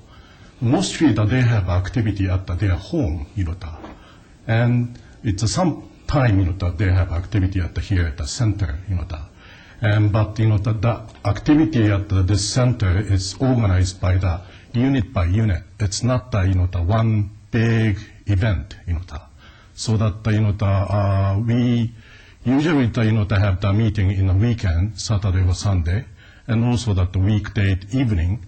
But we have a very strict golden rule throughout the nation that to finish the whole activity at 8:30, and never it's extended after the 9 o'clock. And also that we have a volunteer, the young people's group who really are conscious about the neighborhood relationship. And there it's more like a controlling the parking lot, and then making an announcement, don't disturb the neighbors and so on, so that we are very much, it's kind of I have a history of the good reputation about the neighborhood relation. Mr. Chairman, if I may, the Buddhists aren't known as party animals from what I know. It's a relatively small structure. It's 5,900 square feet. It's roughly twice the size of a fairly large home in the city. The issues that I've heard, and one of the gentlemen submitted a letter dated November 23rd, one of the gentlemen from McNeil Estates, Mr. Reza, and he says he doesn't particularly object to it, but he did have some concerns. And I think the concerns that he outlined very cogently and articulately have been addressed. One of which was the parking. If you've got a 5,000 plus square foot building, 51 spaces is a tremendous number of parking spaces for such a small building. I can't foresee that you could cram that many people in there and have a parking impairment, even Buddhists.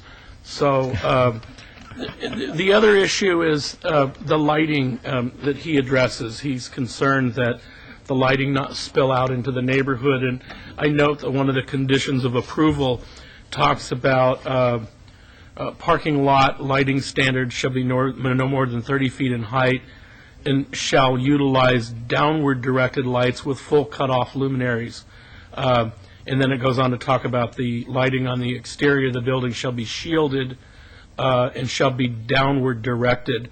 Non-residential property lighting shall be directed away from residential property or screened and shall not create fugitive lighting on adjacent properties. There's also a condition for approval that talks about a technical landscape plan signed and sealed by a registered architect, and so I think that has been addressed.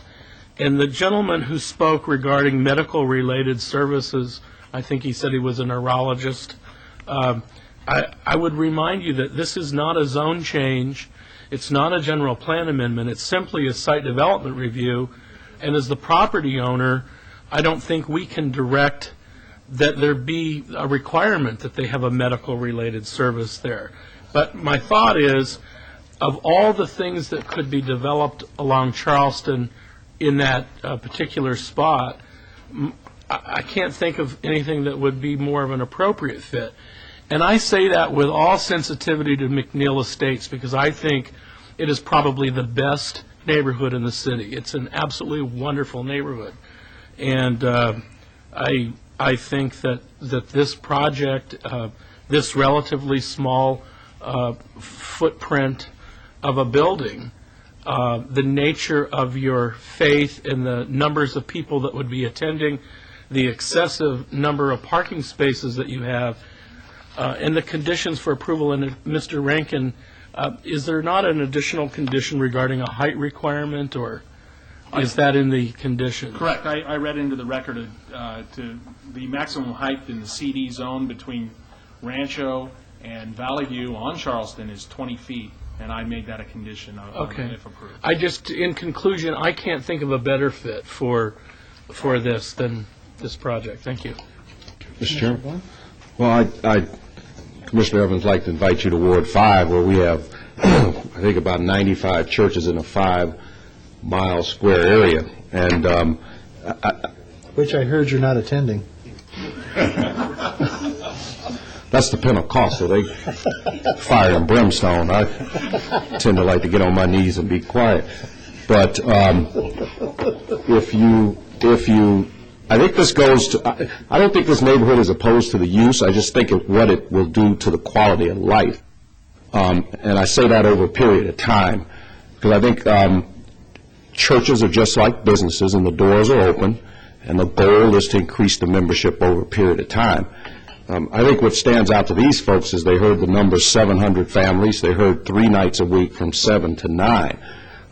Just some quick numbers. If the church recruited 700 members over the next 5 years, that's 3,500 additional. So I don't know if we're taking in consideration what's going to happen over the long period, and I think that's where I'm looking at it, because I know in Ward 5 on any given morning, you can drive through there, and there's upwards of probably 2,000 to 3,000 cars that are brought into the area, and then they leave back out. But I think that's what their concern is, not today, but how that's going to affect their neighborhood over a period of time. And this area in Rancho and Charleston has in the last 5 years, has taken some substantial growth over there. And when I say growth, I mean in traffic and movements throughout their neighborhood. So that to me is a concern as well.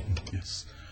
Thank you. Can I give a comment about that? Sure. So, we have more than 100 facilities throughout the nation, and especially here in Las Vegas, we have the leased property right now. It's that we opened as our center. And this is, we like to own the property. However, if we increase the number of membership, naturally that we consider to open another center. And for example, in the Los Angeles area, we have 15 different centers because of the large number of the membership. And 700 for the one center is more like maximum. We're not going to surpass that numbers. So that the future development, definitely that we will consider, it's like, to open some other facility maybe it's in the suburb and of the Las Vegas and so on. So that is kind of the direction of the corporation organization. Thank you. Thank you. Commissioner Steinman? Can I ask Doug, please? I noticed that the parking requirement is based on about 2,000 square feet. Yet we have 5,000 square feet plus here. And are you even counting the needs for parking on the general meeting room that's there? Or are you just counting it on office-type space? Actually, the parking calculation for a church is based upon the worship area. On the worship area? Correct. And all other uses are ancillary to the worship area. Thank you.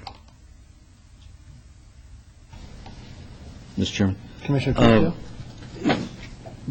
I know this property incredibly well, and what the history from when this was a phenomenal residence and as the change of Charleston has happened over the years. And over the years, there's been a couple projects come through on the site that have been fairly low-density office projects, but single-story.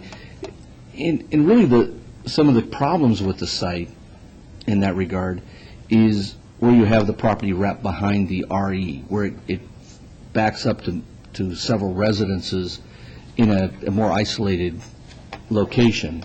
So I think no matter what goes forward, there should be a way to control if this is approved, there should have some control as a gate of some sort along this parking to keep access when there's non-church hours, because people will go back there, they will do bad things, and as good as your intentions are, half the people will go in the back lot and have no good intentions at times.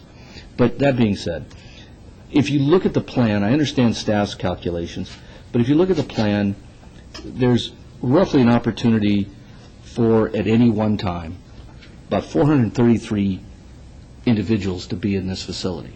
Now, I'll give you the credit that half the time there'd be less than half of that. But if you took half of that and assumed two people drove together in a car, which is a reasonable, actually it's high in this town, I mean, 1 1/3 probably, or less than one get in a car half the time. But that's 100 parking spaces.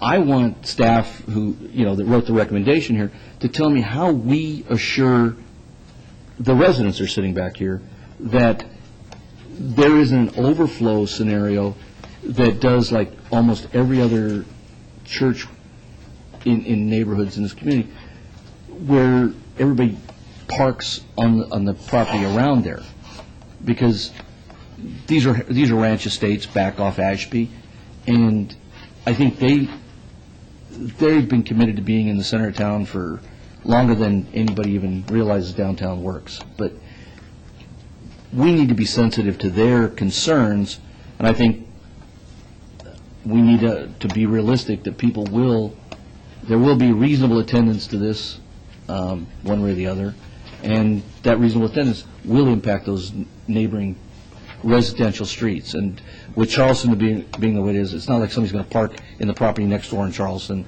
They're going to park in those neighborhoods if there's overflow. How do we protect that, or how do we control that?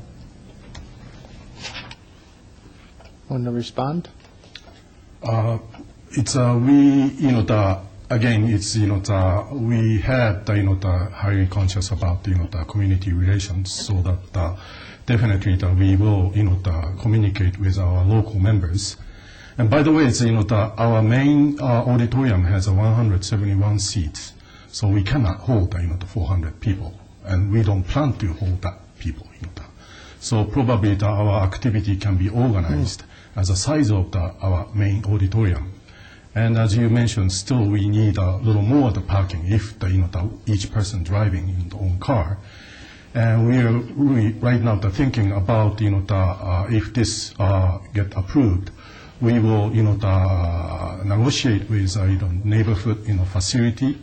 For example, it's off hours after the 5 o'clock. Many of those facility have available parking lot, and so that we can make some kind of a contract or lease agreement about their parking space.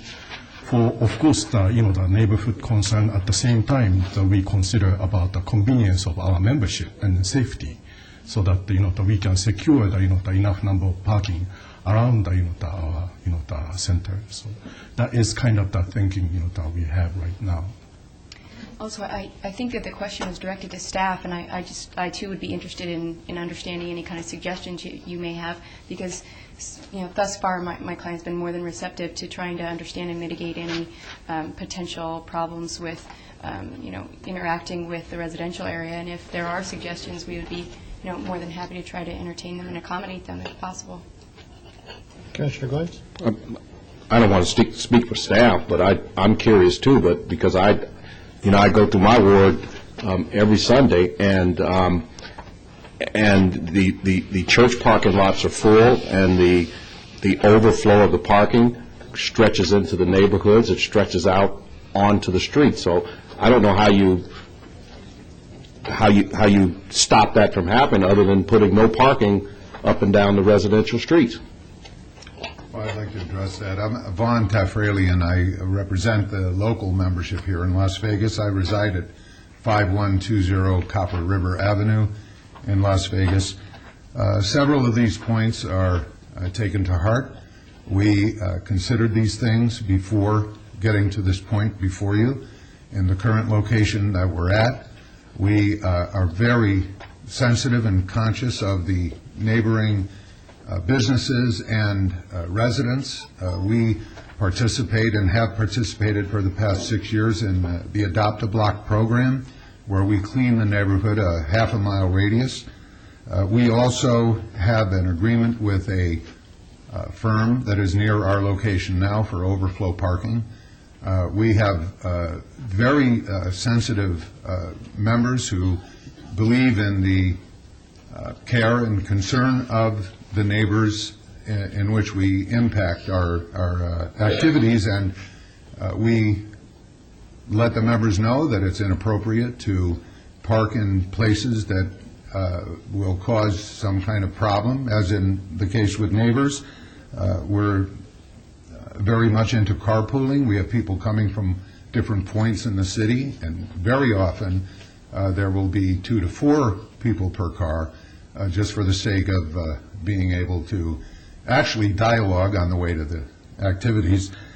So we have a great sensitivity to the community in which we live and practice our faith, and I would like to encourage you to approve our application on that basis. Thank you. Commissioner Trowbridge? One question. Where is the off-site parking, and for how many spots would it be? At our current location? No, at this particular location where you have, didn't you say that you have agreements? We haven't begun to explore that. Okay. We've felt confident in what we have, but should the need arise, we're very much into doing that. If you want us to do that in advance, we're happy to pursue that. Of course, we didn't negotiate yet, but right next door on Charleston, that's a dental building.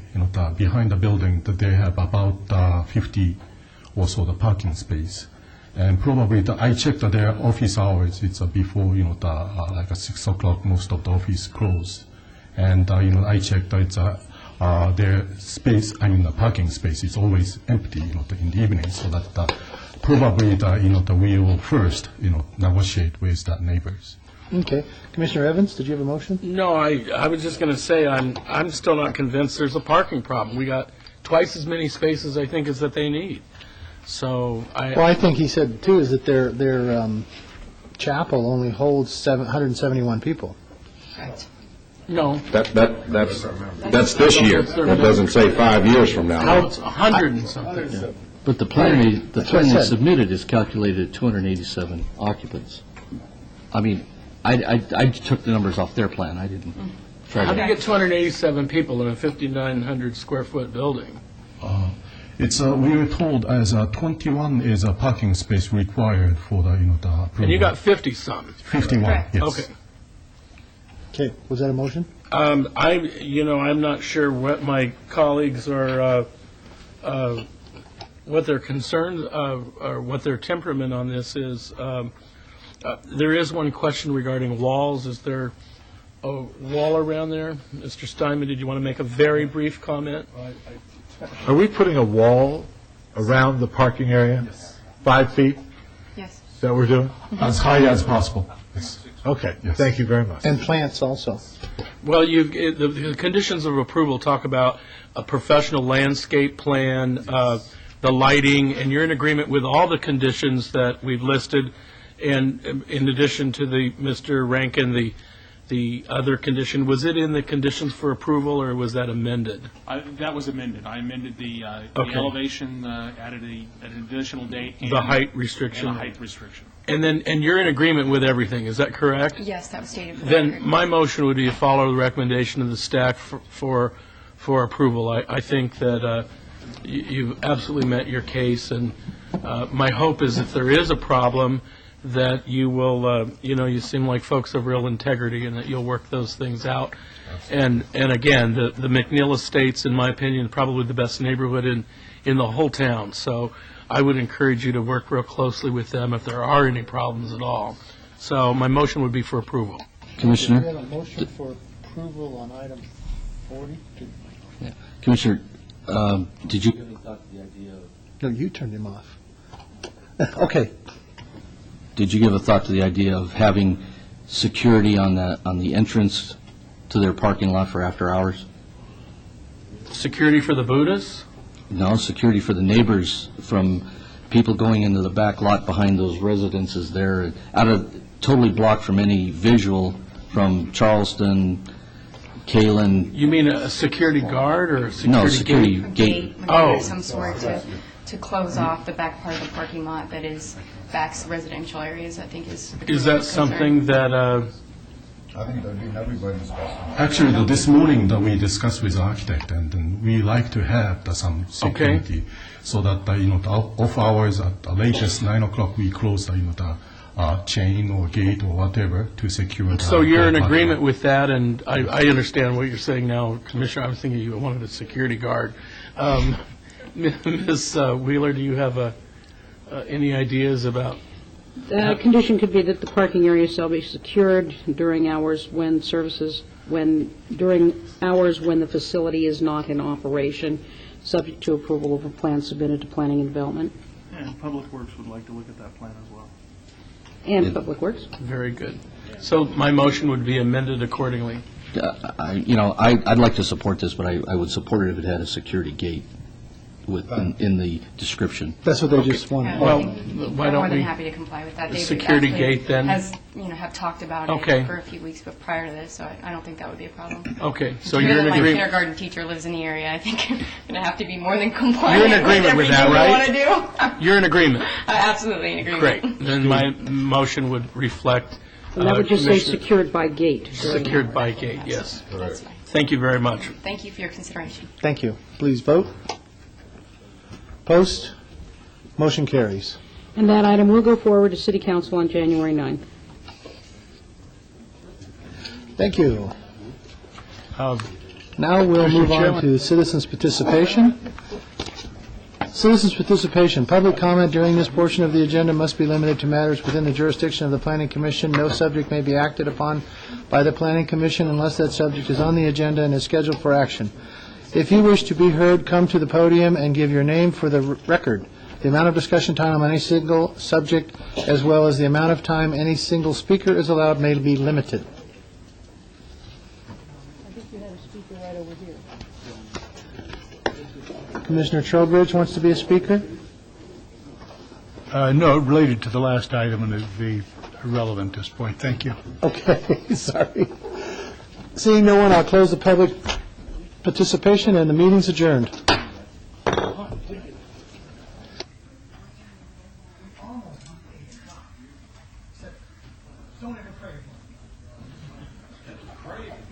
I know. He didn't see me. Everybody started talking. I was like,